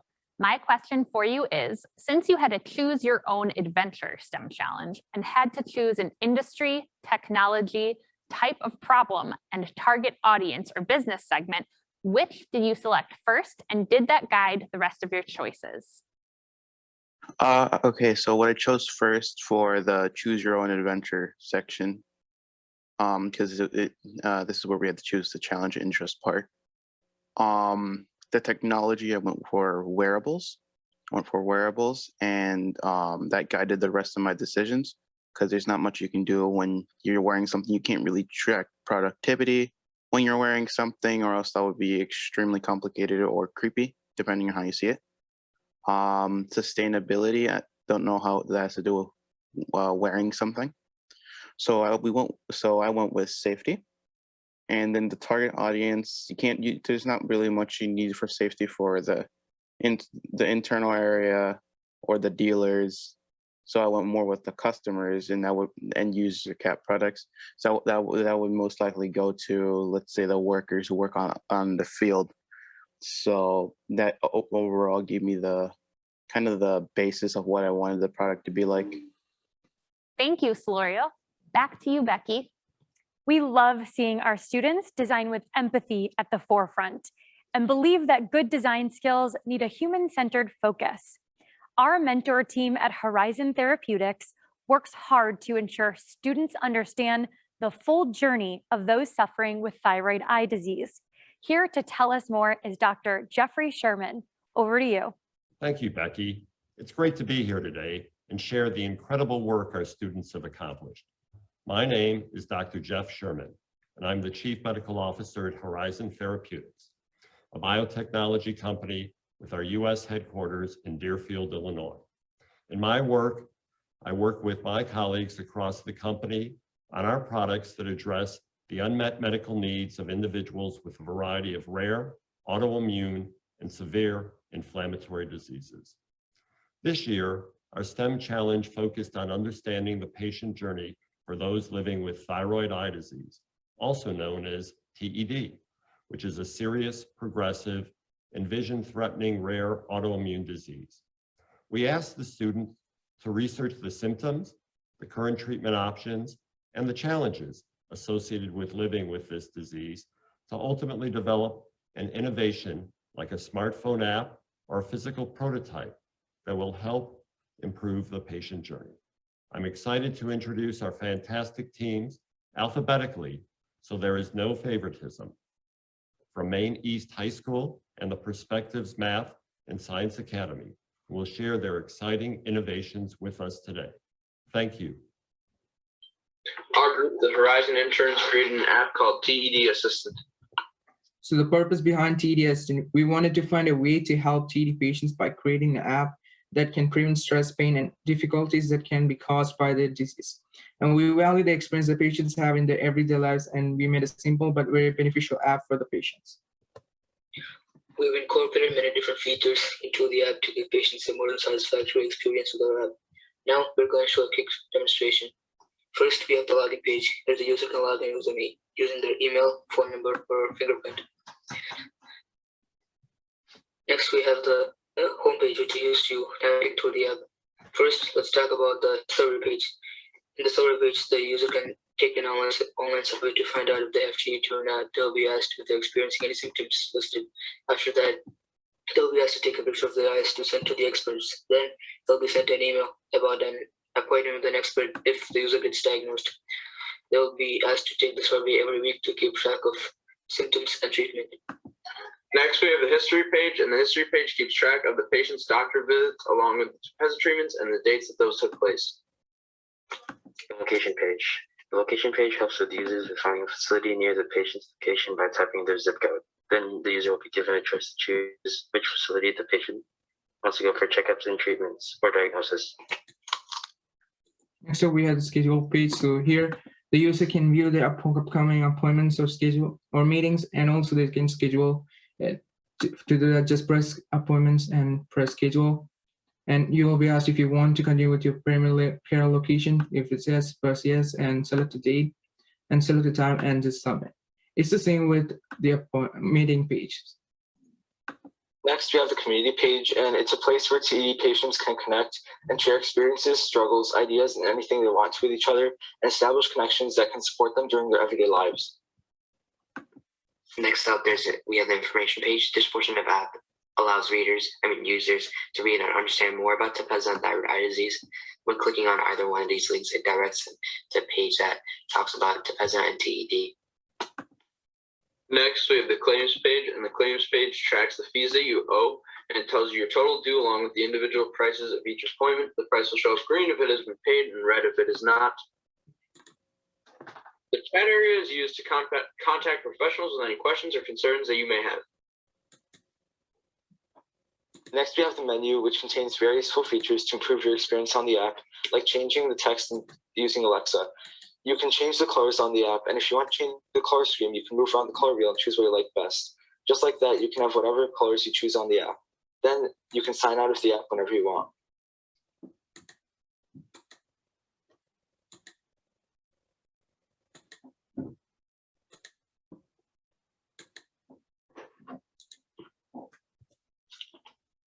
Our goal is to improve the lives of TED patients and give them a beneficial app to help them with their struggles and anything they might be going through and experiencing. We hope that this app has a positive impact and reaches as many patients as possible. Thank you for your time.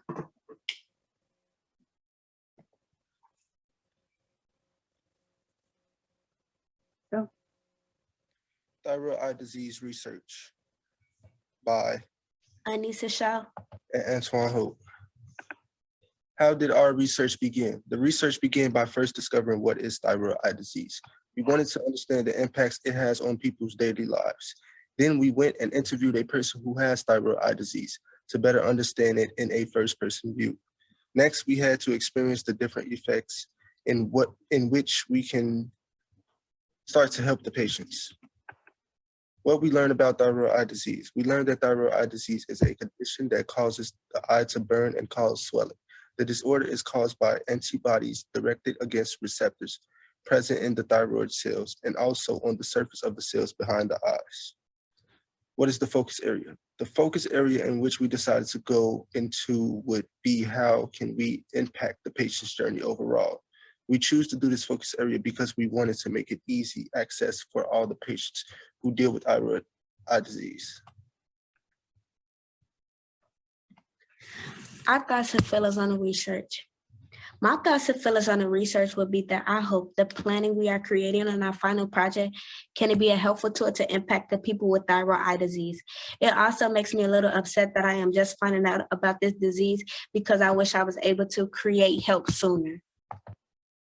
My thoughts on the research was I was shocked because I didn't know it could be so severe. By doing this presentation, I hope that our ideas would help more people and change their lives because people need that change, and your eyes are really important. Our solution was to create a website. What our website would have. The audience that we are targeting is the people who are affected by thyroid eye disease, as well as people who outside of the patients who support thyroid eye disease and want to show support.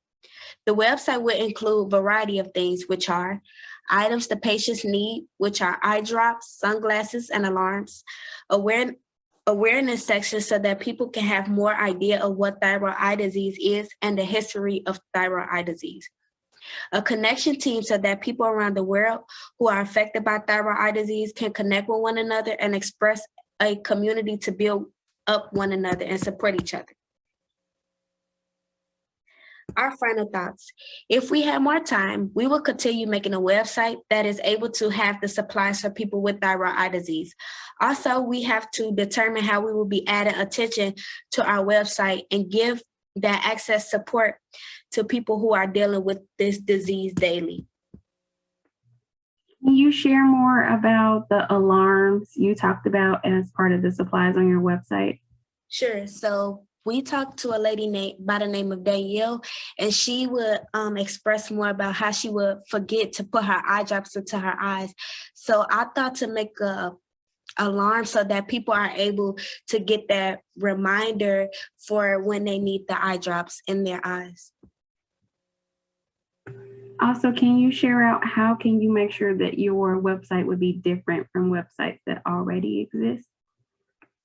Yes, so with the website, at first, I looked into ways that I can make similar to support and direct to thyroid eye disease, but the ways that I wanted to be different is creating an awareness and bringing in psychology help to have the people be able to be themselves and express themselves in a way that other websites don't include.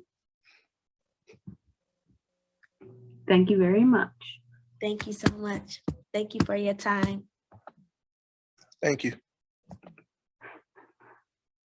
Thank you, students. Those were two amazing solutions. Mrs. Rollins, over to you for a little more Q&A with Anissa and Antoine. All right, Anissa and Antoine, you had the opportunity to interview with a Horizon employee who also has thyroid eye disease. How did you incorporate her experience into your design solution? We incorporated her experience in our design solution because Danielle often talked about her thyroid eye disease and how it's painful to her, and she had a lot of irritation, such as that she would use a dark screen or dark mode on her phone to cause less irritation on her eyes. So we incorporated that into our PowerPoint and also made a black screen so it would be less irritation on her eyes. We also learned that she would forget when she would put the eye drops in her eyes. So we created an alarm so that she's able to use them when she's having dry eyes. As well as, since the disease is a rare disease, we built a support center so that she's able to build a community with other people who have thyroid eye disease, and they can like show support to each other and build each other up. Thank you. I am so glad to hear that that experience was helpful. Maine East team, after you heard from a patient with thyroid eye disease, how did the empathy and human-centered insight guide your process moving forward? Hi, my name is Hemel, and I'm part of the Horizon interns, and I was asked to answer the question on behalf of my group. After you heard from a patient with thyroid eye disease, how did that empathy and human-centered insight guide your process moving forward? Obviously, we wanted to make this app as beneficial and accessible for TED patients as much as we could. And although when we tried to put ourselves in the position of the TED patient, it wasn't the same as it were for a TED patient to look at the app. But although after receiving feedback and listening to our thyroid eye disease patient, it really did help us understand how much more comfortable we can make this app just by focusing on little aspects of the app, such as the font or the text or the background. Just by changing little things like that can make the app so much more accessible and comfortable for your TED patients, because we totally understand how many hardships and difficulties TED patients go through just by their daily lives alone. And we tried to put ourselves in the position of a TED patient and really understand what the things they may be going through. Excellent work, Perspectives and Maine East. Even as an adult, I am always learning about what exists in the field of STEM. This field is constantly evolving to re-examine how we approach new and old problems, especially in an industry like energy. I'm excited to introduce Sam Davies, who is joined virtually by Desiree Lovelace from Homefield Energy to share more about their STEM challenge this year. Hello, everyone. My name is Sam Davies, and today I'm joined by Desiree Lovelace. We work for Homefield Energy, a Dynegy company, helping to ensure environmental compliance for energy generation. Homefield Energy is an integrated power company based in Irving, Texas. Through its retail and generation businesses, Homefield operates in 12 states with about 6,600 employees. Its generation fleet totals approximately 39,000 megawatts of generation capacity, with a portfolio of natural gas, coal, nuclear, and solar facilities, serving approximately 2.9 million residential, commercial, and industrial customers. Homefield, along with many energy companies, is looking to make the transition from fossil fuels to renewable energy for many reasons. One being to reduce the amount of coal byproducts produced from the combustion of coal for energy. Our industry is always looking for ways to reduce waste by reusing or recycling materials. Researchers are only beginning to scratch the surface of the potential of coal byproducts, also known as coal ash. Finding a way to turn waste into a valuable commodity would change the landscape of both the energy market and our country. This year, our challenge asked students to think of ways this coal ash can be used to benefit their community. Students began thinking of solutions by collecting information about coal byproducts, and how those are currently being used, if at all. We wanted them to summarize their takeaways to advise their community in ways to use coal byproducts in a productive way. We asked for their innovations to transform the way coal ash is used to make improvements to their surrounding area, which other communities could learn from. Without further ado, please help me welcome Madison Senior High School. We would like to thank Homefield Energy for providing us this opportunity. Homefield Energy has tasked our team with developing a use for the coal combustion byproduct known as coal ash. We are looking at ways to recycle the byproduct into existing and new products, or developing new uses for the substance. We specifically are looking for a way it can be used to help our Madison community.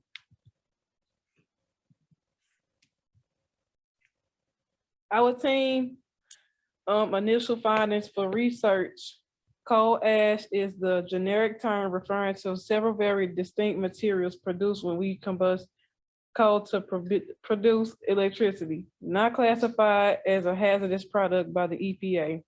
It has materials that are known to be toxic to the environment, which is why it is essential to discover new ways to use the coal byproduct.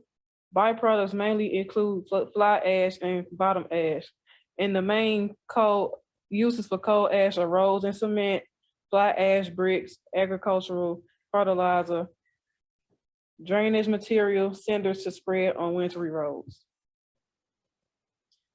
So our team found two main solutions, which is a new track and activated carbon. And the solutions with the new track would be coal ash can be used in cement mixtures to help bind the substance. Coal ash has high permeability and can help with the drainage. Coal ash can be used to help fill and stabilize ground around the track as well. Coal ash is a cheap alternative. And then with the activated carbon, we discovered scientific research papers that detail a process that converted coal ash into activated carbon through desalination. Activated carbon is used much more liberally in products that include clothes, cosmetics, filters, and toothpaste. If there was a way to recycle coal ash into activated carbon efficiently and cost effective, it could be a new outlet for coal ash use. I would like to introduce my partner, Bianca Roby. Hi, thank you for the introduction. So Madison needs a new track desperately. Our current track is dirt cinders with tire marks and weeds growing out of it.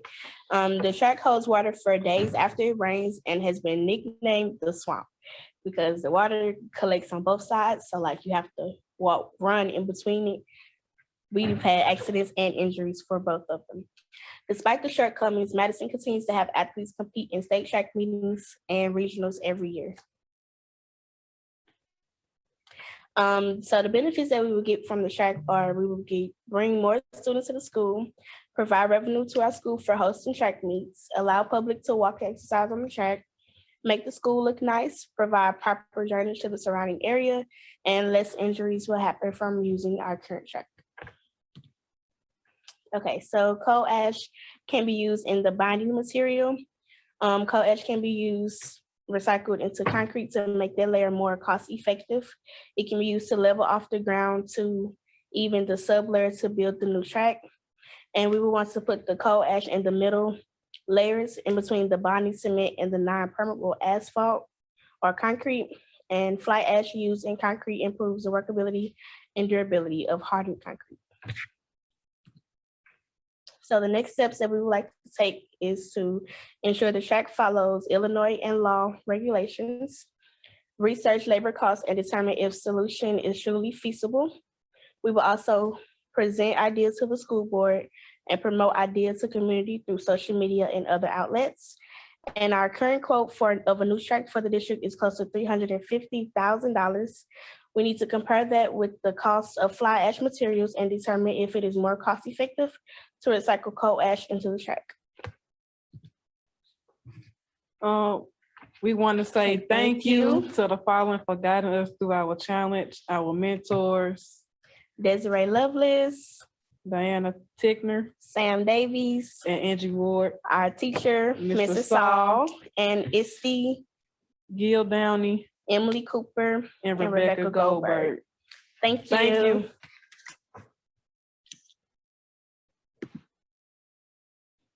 Thank you, Madison. I love how community focused your solution is. Mr. Saul, help us out with the Q&A.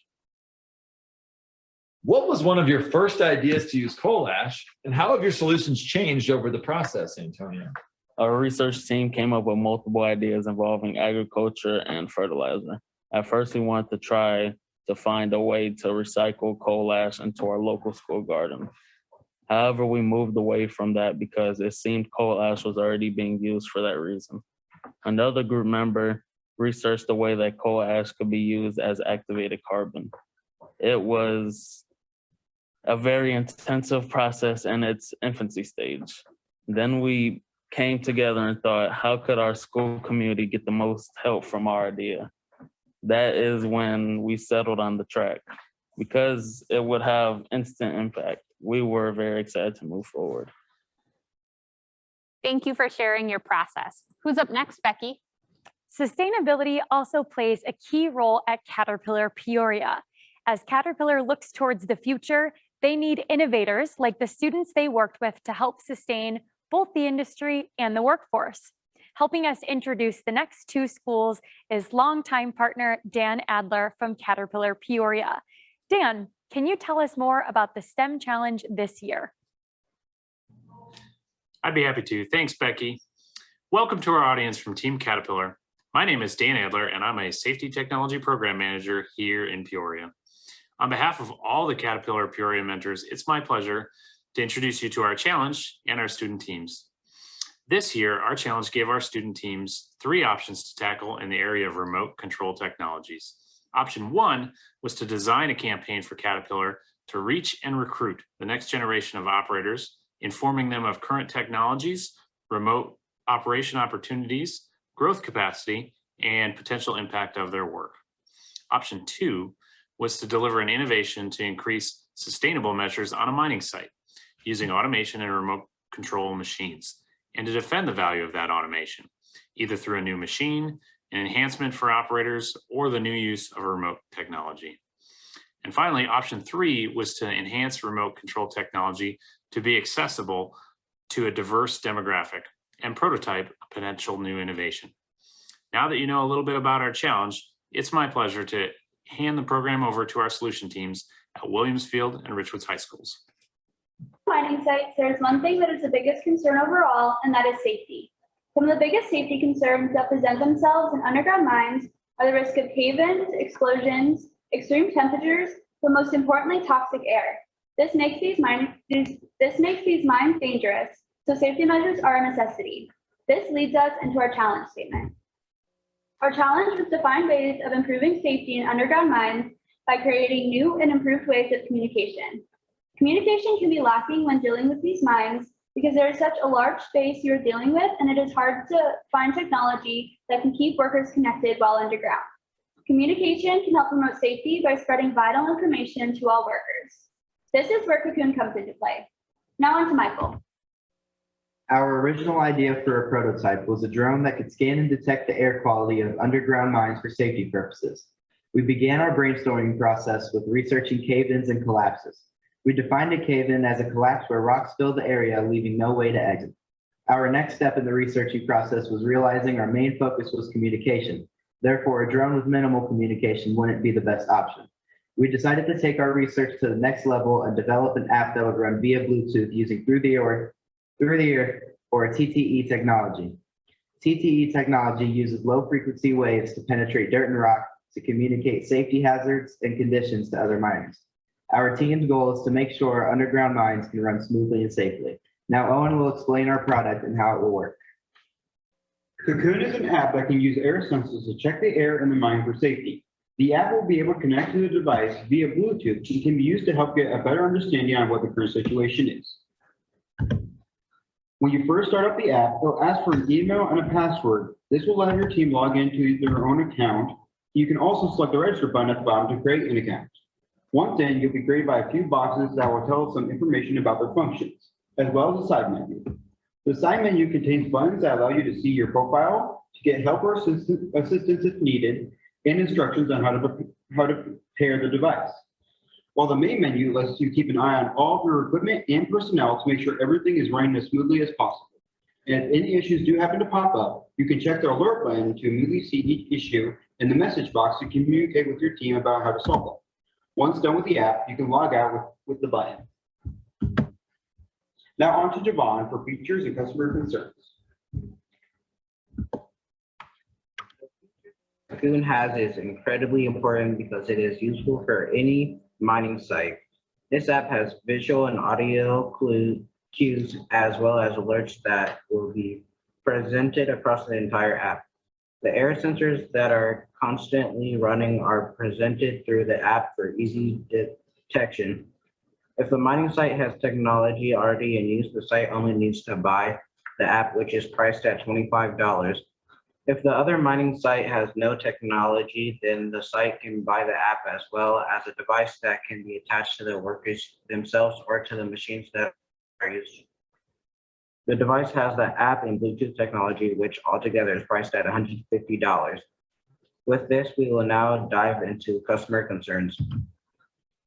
Some of these concerns are that what happens if the site has no cell phones, and how will the app track the location of miners if the GPS doesn't work underground? These are solved because our product does not need to be used. Specifically with cell phones, the device is going to be attached to the uniform. The device will also connect through Bluetooth, which will allow all of the workers to stay connected at all times. That's it. Back to Emma. Kuhn is helpful to all companies who value safety and productivity while working in underground mines. So if you are out there and wanting to upgrade your mining site safety measures, the Kuhn by the Butterflies is the best option for you. You guys all know what career path you're wanting to take. I like building things, but don't like getting dirty. I'd rather be in tech. I'm going to college. I know it's a safer route, and I know I'll get a job. My parents want me to go to college, so I guess I There will. are other options. I mean, it's college or nothing, right? Stereotypes of the trades, parents' influence towards college, and the college-centered education system who helped create a shortage of students entering the trades. 67% of students enroll in college after high school, but around 40% do not finish. With baby boomers retiring and only 26% of students entering the trades, there is a need for more than 600,000 heavy equipment operators across the United States through December 2022. We are the Waynesville STEM team. This year, our challenge was to recruit the next generation of operators to fill this gap while retaining veteran operators. Through extensive research, interviews, and focus groups, we believe that education through a progressive campaign using VR technology to engage elementary through high school students, as well as an intuitive job matching social platform, will allow us to fulfill this goal. We believe this campaign will change the mindset and build the future operator workforce. Here's how we're going to do it. Our plan includes two parts. Part one is the Student Integration and Recruitment campaign, which utilizes VR technology in conjunction with marketing strategies to supercharge the interest of the new generation. The first phase of part one is student VR recruitment, which involves developing a VR game in which players act as heavy equipment operators, perhaps in a fantastical environment such as an alien invasion, like in our concept, Rise of the Operators.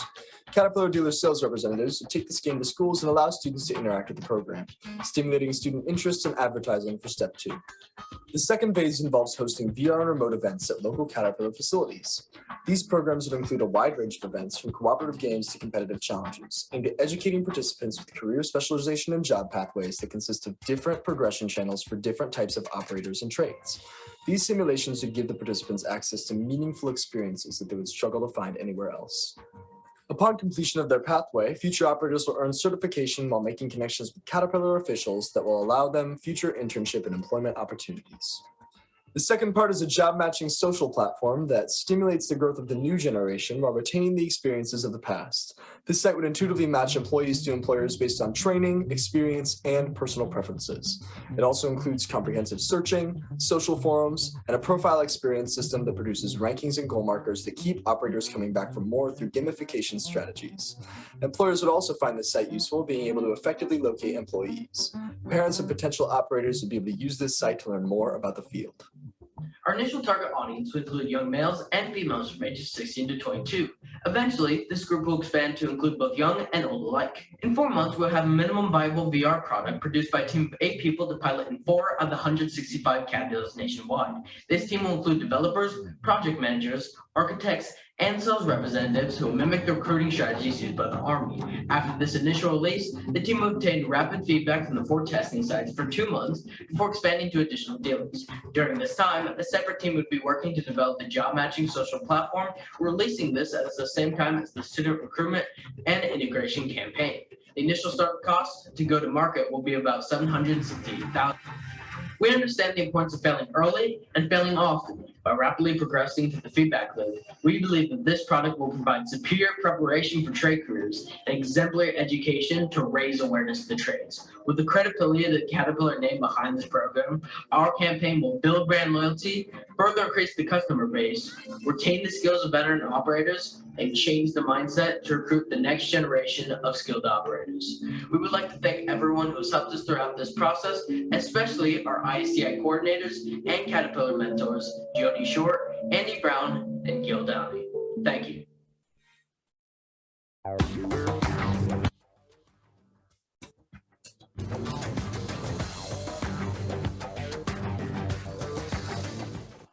I am so glad we got to see the final solutions.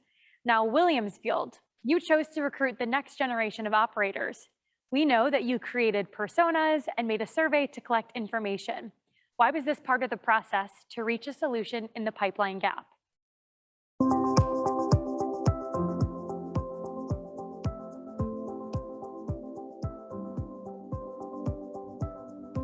This year, we really wanted to focus on developing our marketing plan. For our target audience, we wanted to tap into a wide range of demographics so we could effectively recruit specific personas to help fill this gap. We started with our Phil, and he's a typical, I want to get my hands dirty type of guy. And then we added a Brad, who is a gamer and loves technology. And then after talking with our mentors, we added a female persona named Jody, because women represent over 50% of the workforce. So creating these personas helped us to see all of these different yet valuable audiences that we need to tap into. We also used parent and student focus groups and personal interviews to get into the mindsets of our target audiences, to hear their opinions on the skilled trades. In our parent focus group, we wanted to see the influence that parents have on their child's decisions after graduating high school.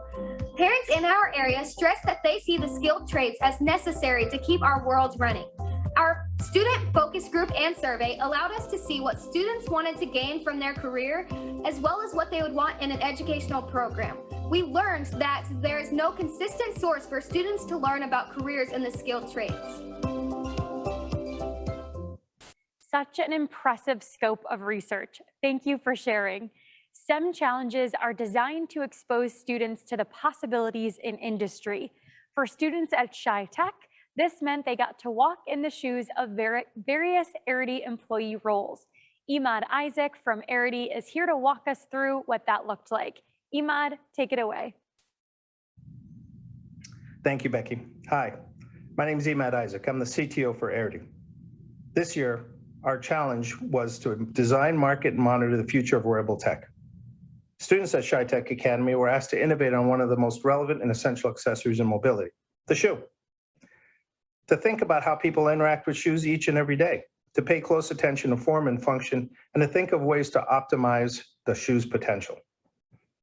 Arity asked them to focus on product development using real-world roles. And before diving into the phases of design, we asked them to explore those roles and how we could take a product as a complete project from the beginning, customer needs and wants, to the problem being solved, all the way through to the marketing aspects of this thing.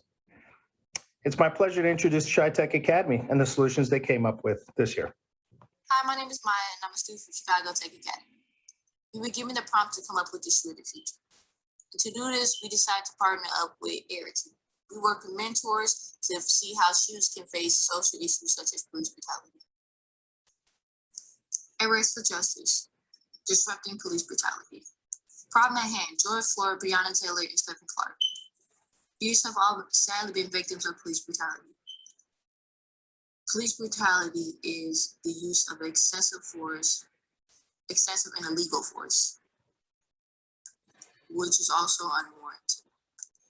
Police issued equipment is taser gun, flashlight, and a lot of these things don't really need to be used on an everyday scale, which I feel like should be given to them. Shots fired. Hopefully a lot of you already know what shots fired is, but in case you don't, it's an artificial intelligence which uses sound to let the police know what's going on. So if a gun is fired, it will send the police a letter saying shots fired or anything like that to let them know that gunshots have been in the area. The city of Chicago allocated over $150 million in 2020 to settle police misconduct cases. Our idea is a shoe that can be issued to officers to provide transparency around public interactions. If an officer is involved in a foot chase or experiences a loud sound such as a gunshot, it will be triggered. Now that we got some of the facts out of the way, this is our solution. Audio recordings and body cameras can work together in order to ensure that there's a more accurate determination on certain cases. This will help eliminate police brutality due to the fact that it will be able to tell what gunshot has been shot, where it was, and who it was. This product is for police officers. While other products or solutions may suggest that people getting brutalized should change, our solution would make sure that the police officers themselves are held accountable for their actions. A Band-Aid. I'm very passionate about this project. Due to me being Black, watching my people be heard on TV has a negative effect on me and the upcoming generations. This negative effect on the upcoming generations can cause irritation and can alter our characteristics, which now people are able to label us as ghetto and wild animals, and we become more of a target to police and others. Now with this product, RAPD, reinforcement against police brutality, we can sprint towards justice and a better future. Thank you. Thank you, Maya. Your challenge was to focus on shoes within mobility, and you took this in a social impact direction. Why was that meaningful to you? The reason I took a social impact direction was because although there are a lot of lighter topics I could have done, this is a problem that needs to be solved in order for us to be able to even think about going to the lighter topics. What an amazing pair of shoes tackling a very relevant issue. Thank you for your passion, Maya. Let's shift gears again. Becky, whose innovation are we hearing about? Well, as you know, Emily, technology has become a major part of our lives, whether it's for e-learning, digital medicine, or simply expressing oneself in a virtual world. Tech is everywhere. These next student teams exemplify the movement to use technology for good. Here to help to tell us more is Larry Kuhn and Kevin Gates from Microsoft. Hey everyone. As Becky said, I'm Larry Kuhn. And I'm Kevin Gates. I'm a cloud solution architect, and my role at Microsoft is to help customers build applications using our cloud technologies like Azure and Office 365. I started mentoring the STEM challenges in 2016. Tell us a little bit about yourself, Larry. Thanks, Kevin. My role at Microsoft is that as a technology strategist, where my primary job responsibility is to work with our customers to map their business needs to technology solutions. This is the 6th year that I've been a STEM Challenge mentor, and I also serve as a member of the board of directors of the Illinois Science and Technology Coalition and Institute. This year, the challenge was formed around 3 focused problem statements, all chosen for their importance and social impact. 1, closing the digital divide. 2, helping medical patients manage their personal medical records. And 3, increasing voter turnout. We formed student teams to focus on each of these problems. And then we asked the students to identify a demographic audience and then create the solution. And that solution is in the form of a low-code mobile application leveraging Microsoft's Power Platform. The students then prepared a presentation which outlines their envisioned solutions. To say that this year was unique would be an understatement, to say the least. All of our mentors came away from this year with a deepened respect for the work our educators do and their adaptability to help their students succeed. So we do want to give a special thanks to Victor Yu and Philip Moore, who were our teacher partners this year, and to ISTI, who provided guidance and a framework for a remote STEM challenge experience. And now, with great pride, I introduce our representative teams from Infinity Math, Science, and Technology High School and Foreman College and Career Academy.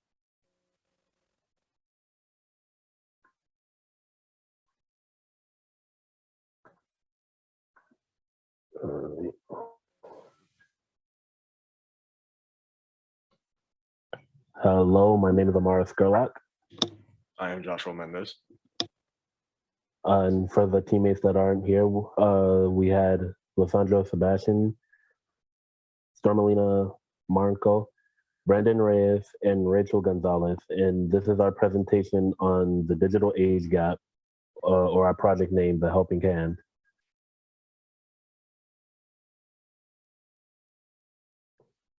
The group problem was everyone has different experiences when it comes to electronics.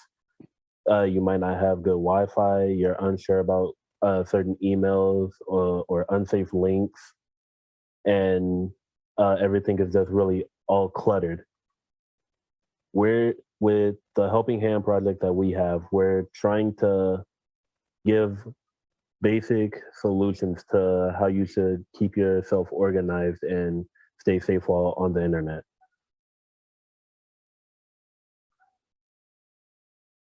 Some easy examples that are always coming up are there are spam messages, there's risky links, the Wi-Fi usage, there are unorganized emails, scammers, and just lack of information with the device itself. So our solution was to have program filters that our users could install from our app that'll detect sketchy links or unsafe emails. And it'll also give basic information on how to fix problems themselves. That way you wouldn't have to spend a lot of money on trying to get an actual IT guy to help you out.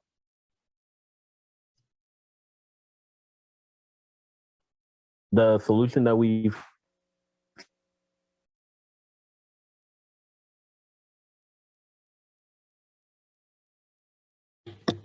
I can take over. The solution that we chosen was education. We found out that simply by educating everyone in technology and how to use it, you don't really need to have someone to pay to do something for you. You can figure it out yourself, and you can end up having yourself help someone else if they have the same problem. Some visual examples we'll have in the slides are like this one, how to compose an email. It'll give you a step-by-step how-to along with visual aids.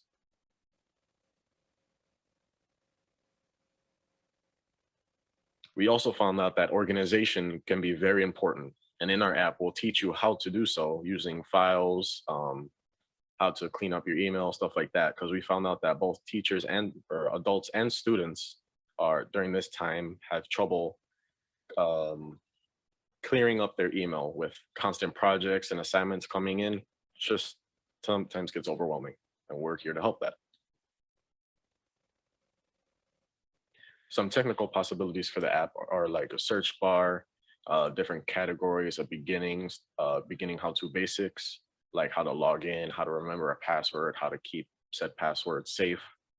And back to the search bar, we could use that to go into specifics in the app. Say you want to just learn how to do this one quick thing, instead of going through all the different categories, search it up, click it, you're done. Just do what you need to do. And the wireframe for the layout of our app, we preferred it to be mobile, but it can both on tablet or on PC if you were so inclined. Have a home search bar, previous work. So say something in the past week you want to go back to, click on that. It'll show you a list of what you've done, support, stuff like that. And during, if you were to keep going through the app, occasionally it'll give you some questions and answers, or questions you would need to answer, so that it makes sure that you're learning what you're looking through. If you get it right, good for you. That means you're learning. But if you get it wrong, it'll take you back to that section of the app so that you can read through it or look through it again and possibly get the answer correct next time.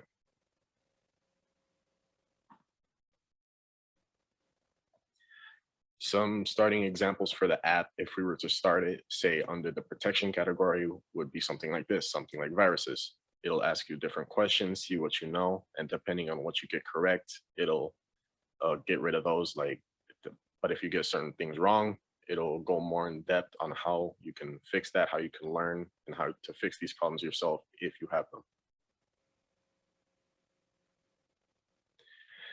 Just to recap, our app is just to educate everyone in technology, children, adults, everyone, so that if they have a problem, they can fix it themselves. There's no need to have someone else be paid to fix a simple problem. And that if you or someone else around you has that similar problem, you may be able to help them as well. Our next steps, if we were to be chosen, is that we're simply just going to start on the app. We're going to actually start helping people fill this in, put in all the information we need just to get it out there. On behalf of the Foreman team, we thank you.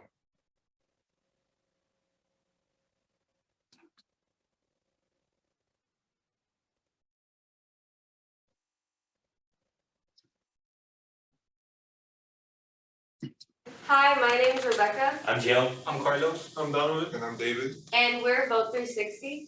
So about a year back, my junior year of high school, I was a poll worker for the poll stations. And while you do that, you have to complete a training course. And when I was taking the training course, I thought I was getting everything covered that I was gonna need to learn for the poll stations. However, when I went there, there was a person with a disability there.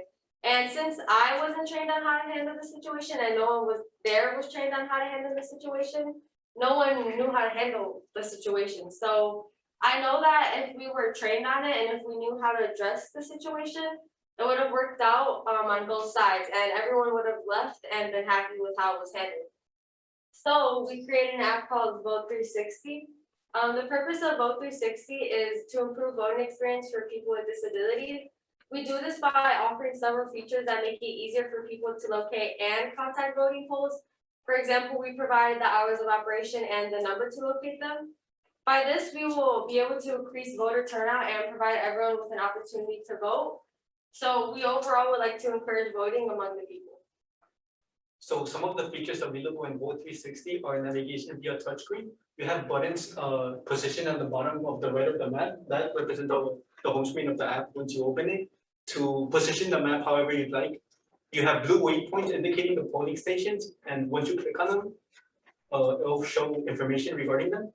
And on the top right, you have a question mark in case if you need any extra assistance.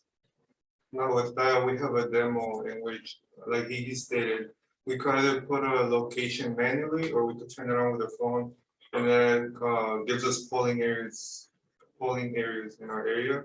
In which this is an example, which it gives you the address, if it's fully accessible, hours of operation, the phone and the website.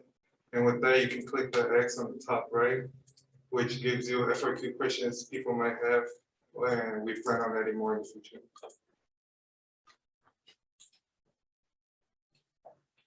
Future features. Some of these are requests for transportation, which will take the user from their homes to voting polls and back. Voice commands to make it easier for any person that has a disability. Location filter, which will make it more useful for any person that may want to go to a specific voting poll. And a review rating system to let users talk about their experiences with the app. So sole purpose would be to help and encourage people with disabilities, and not just them, but like also elderly people, and improve their voting experiences. So it'll be like it'll smooth like sail. And we also want to increase the voter turnout and kind of eliminate the voter suppression. That is all. Thank you. Students, I am blown away. You have accomplished so much in just 4 short months. Foreman team, this challenge specifically provided options of user groups beyond your own. What strategies did you take to learn more about this group? Hello, I'm Joshua Mendez, part of the Foreman Digital Age Gap Group. And the question I'm answering today is, what strategies did you take to learn more about your user groups? And to me, I got lucky because I have different classes that I attend almost each day. And each of those classes, there's always different people. So I always ask around, see if if they have any problems. I ask my siblings, I asked one of my parents. And what I've noticed is that they each have their own problems, some more than others, but everyone has so many different problems that I figured, hey, why don't we develop an app that can tackle all of those at once, but not by doing the tasks that they need done, but by teaching them how to do it themselves. Great reflection. Infinity team, what do you know about your selected group now that you did not before? Something we know about our selected group that we didn't know before is we've realized we kind of take for granted doing simple things such as going up a flight of stairs just to be able to vote, where people with disabilities don't really have the option to vote, in a scenario like that. We also learned that everyone's situation is different. So it can be that this person is in a wheelchair and they wouldn't know how to get to the voting poll, or they don't know how to locate a voting poll, they don't know who to call, and they just wouldn't know how to even get to one. So basically, that's why we created Volt 360, because usually people with disabilities are forgotten, and we want to kind of contribute to not to eliminate kind of voter suppression. Thank you. I love that you were able to explore and then design for a specific audience. Thank you for sharing. Building a better world is a priority for Caterpillar Decatur, and student innovators are the future of continuing that mission. We were thrilled this year to partner with 3 Caterpillar locations across the state and develop a new partnership in Decatur. Joining us now is Nazreen from Caterpillar Decatur. Hello and thank you. I'm Nasrin Hosseini, or Naz, and I'm currently in my 2nd year of the Leadership and Technical Development program at Caterpillar, working as a supply chain planner. This year, our challenge was to design a solution that addresses data collection for product failure analysis. Caterpillar needs access to the complete data set regarding a product failure. Understanding the full extent of the failure will allow the engineers to resolve the root cause of the problem. Caterpillar has so many facilities around the globe that communication barriers can often prevent engineers from being able to identify that root cause. Caterpillar educators had the pleasure of working with Seth McMillan's classroom at Eisenhower High School. So let's hear it for them on this year's challenge. Thank you so much. Eisenhower STEM project. So the problem that was presented to us was Caterpillar is looking for a solution to improve communication regarding equipment failures. The focus is between product support groups, dealer support, and dealers. We came up with a solution which brings all stakeholders into one common database of information. The database tracks each machine and takes a regional approach to collecting and analyzing data. So we came up with the lifetime service number. It works in place of a serial number for tracking purposes, but would include the serial number as part of the database. Parts orders and replacements must include the parts departments and service departments must enter the LSN when ordering, servicing, or replacing parts on the database or on the machine. Machines in the database will be grouped by region. Tracking of the lifetime service number will occur based on region, which will help identify failures based on the region. GPS will track locations or regions where machines are located around the world. Each machine's LSN would be placed on multiple locations to avoid displacement. The parts in return, we will implement a core charge on parts needed for analysis to give an incentive to turn in the parts. Product support will work with the dealer support to identify parts that are requested to be returned. The manufacturing side of it, the manufacturing group starts the process by assigning a lifetime service number to each machine that is built. Match serial numbers to the database. And work with product support to identify regions where machines are located and tracked. It's all an integrated group. Everything goes around the LSN cloud, which is the database that all the information would be uploaded to. The product support team would monitor and maintain the database, identify regions where machines are categorized. Service letters identify parts that need returned and implement a core charge. Identify specific parts to track by the database. The dealer support network would implement changes to the current system, integrate or connect systems to existing systems, implement core charges on parts that need returned, integrate systems and others to communicate with the main database. How the system would work for dealers, we are imagining a web-based system with a mobile application that can be used by service technicians in the field. The web-based system would be secured with individual login and password protection. The system would use dealer codes to create access for the dealers. Dealers were assigned access to individual employees. The system would have the capability to translate languages based on the location of each individual account. With the product support would have its own interface with access to the product. Product support groups have controlled access to their product. The manufacturing would have limited access as much as the product support would. The conclusion for our project is the class discussed a streamlined system that could take the place of the current systems within Caterpillar. The new system would streamline communication by allowing teams from manufacturing, project support, dealer support, and dealers to have access to one system where machines are tracked throughout their lifetime. If we had more time and to think, and we would dive deeper in, and Caterpillar would need to identify current databases of information that could be integrated into a single system.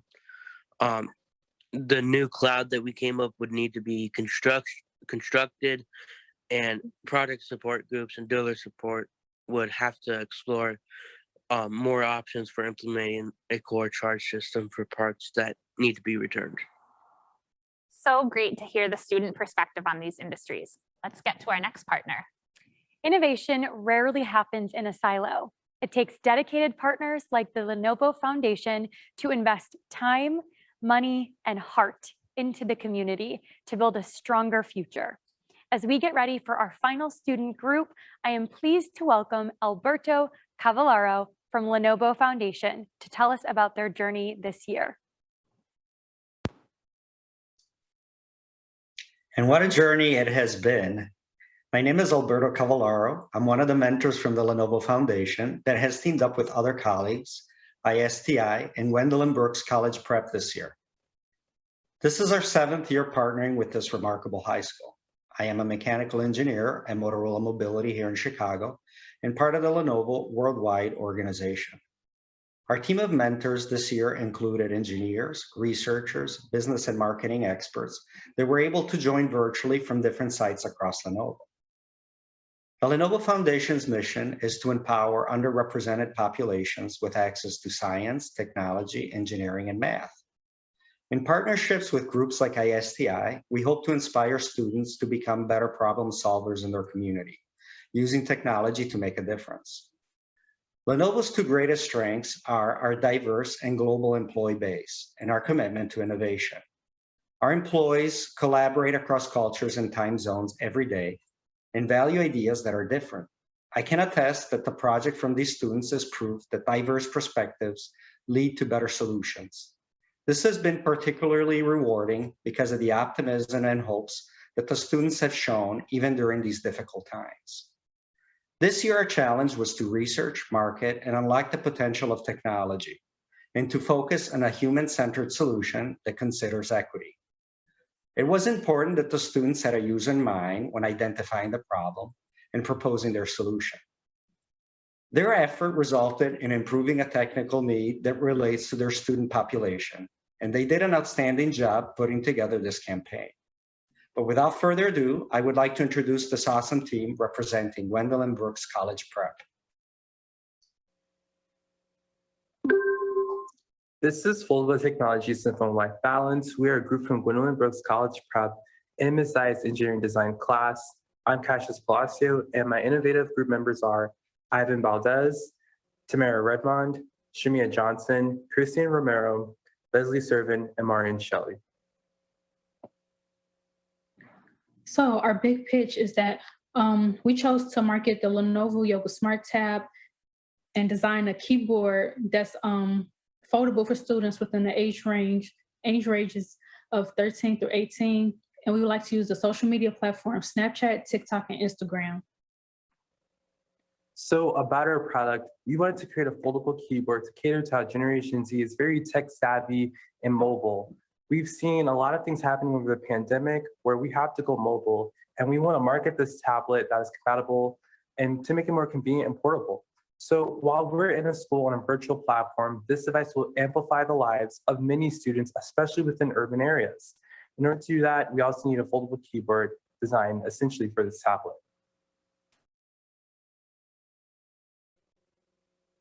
So let's show the preliminary data. When we were asking students, have you used a Chromebook for a school assignment, about 85% said yes. And then further on, when we asked that, do you feel like you want a better device than using a Chromebook, 85% of the same students said yes. So when we also asked the question, do you feel that your Chromebook is a slow device? 66 said yes, and about 19% said maybe. So we're having strong trends over the students wanting a better device than a Chromebook. And when we asked what they cared most about a device, the top 3 were a program that runs fast, boots up fast, and a G Screen inclusion. That sounds like our device to me. So the qualities of our product is that it will be a reasonable price. The display will be appealing. It's lightweight, portable and convenient, which is what everyone wants. It includes Google Assistant and has much faster service. So our device is a 100% useful, geared towards students in a pandemic with a virtual school. More data about why students love the Lenovo Yoga Tab. So We have trending words, and those words were tech savvy, independent, and trend. And this generation appeals to the device. It's great for sales. When we asked, when you see the device, do you feel that it will appeal to your generation? 72% said yes, and about 11% said maybe. And when we were asking about affordability, about 50% of affordability is assumed. So most likely 50% of our participants can purchase this device, or a school district can as well.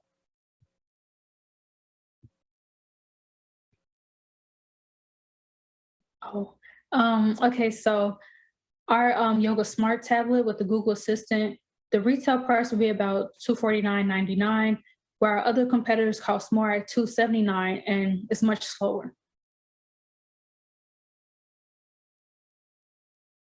So here is a real life situation. This computer is like 5 pounds, and I have 3 textbooks and 4 notebooks in my book bag. I wish there was some way to consolidate my school stuff. This is better than lugging around so many supplies. Now I can have everything digital within one device. I just need an easier way to type now. Even better, now I can type like it's a computer. But what if I want to be able to put the keyboard in my pocket, or make it easier to store and not worry about damaging it when it's not in use? I love this tablet that I can use my foldable keyboard with. It is stored safely in my bag, and I don't have to worry about the keys being damaged. When I go back to my dorm, I will take it out and type up my lab report and essay that is due next week. My life is much easier now. So with the Lenovo Yoga Tab and its ergonomic foldable keyboard design, we ensure that students have the best device to use for their virtual classroom platform. Thank you. Thank you. Amazing job, students. Ms. Syed, take it away for Q&A.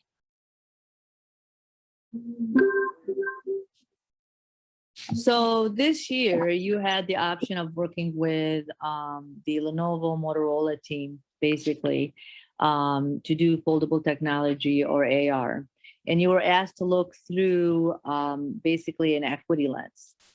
And the question for this is, how do technology and equity connect to one another? And after you did your project, what would be your answer? Tamara, would you like to answer that, please? Okay, so hey, it's Tamara here.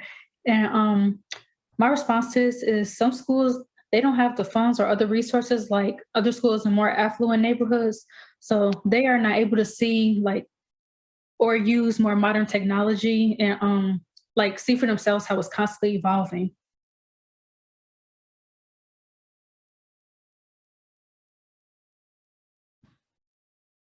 Cassius? Sorry, that you're gonna ask me. Okay. So technology and equity connect to one another because of the digital divide. I believe that almost half of the world operates without technology because they don't have the resources to house technology. When we think about equity, we have to think about who can afford the technology and who can afford to maintain the technology as well. Technology and equity connect to one another because without equity, there would be interest of technology within technology. And there's always actually going to be, I need to start over. I'm so sorry. Can I start over? No, you're okay. Continue with that. It's okay. Okay. So without equity, there would be like a whole bunch of just technology all over the place. And there would just be a severe cut in digital divide. So if I was looking at this through an equity lens, most likely it would not be accessible to the general public, but those who are the upper middle class and higher because it is quality technology. It's not general technology anymore. Like, for example, if I were to give a calculator, 99-cent calculator to someone in an underdeveloped country, it wouldn't mean as much. But if I was to give someone an iPad to someone in an underdeveloped country, it would mean a lot because they don't have access to that type of technology that I have here in America, for example. Okay, good. Morian, what's your interpretation of this?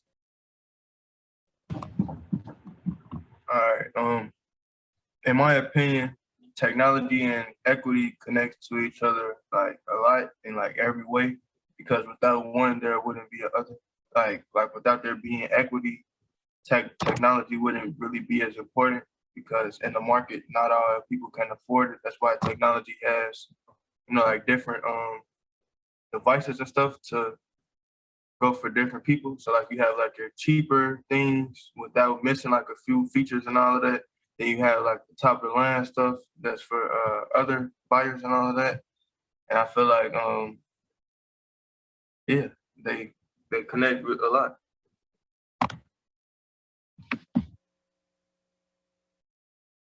Shamia, what is your interpretation of that answer? I mean, of your answer to the question. In my opinion, equity and technology relate because technology allows everyone across the world to get access to information that we don't have access to on a daily basis. And after doing our project, it just helped me realize that we just need to develop more technology that's affordable and accessible to everyone and not just most people who have money or the resources to get that type of high grade technology. That's it. Leslie, thank you. So I think technology and equity connect to one another because obviously in this day and age, technologies are a really big deal and almost a lot of people use it in their everyday life.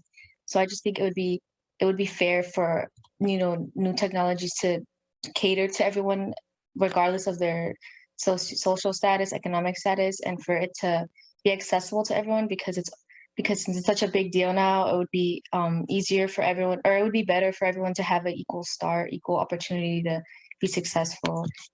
And yeah. Thank you. And Ivan, finally, last but not least. Yes. So equity is a state of being fair. With this challenge and us looking into like high tech items, one thing is for certain is that even though technology is at advance in these days and it is like well known to us, it's not known to like around the world. Truly, if technology was as available throughout the world, we would be so much advanced. I think with that being said, it truly brought light to our project in a sense because one of our main focuses was to make this product affordable, right? Especially to the Generation Z. So equity is very important when it comes to technology, but it's not like in a sense there yet. So in the future, if technology is more advanced and more affordable, then I truly believe that this world will be more advanced, if that makes sense. All right, thank you all for your presentations. You did an awesome job. And I will see you guys on the 29th for this. All right. See you. See you. See you. What a great way to wrap up this day of student creativity and research. Close us out, Becky. It is with hearts full of gratitude, respect, and admiration that we say thank you to all who were involved in today's showcase experience. Students, you have done an excellent job and have made your mentors, teachers, and communities proud. You should be very proud of yourselves as well. If you were inspired by today's showcase, please consider making a donation so that we can continue to include students across Illinois in meaningful STEM experiences. We are in awe of this community and look forward to the continued growth and greatness of these students. Have a wonderful evening and be well.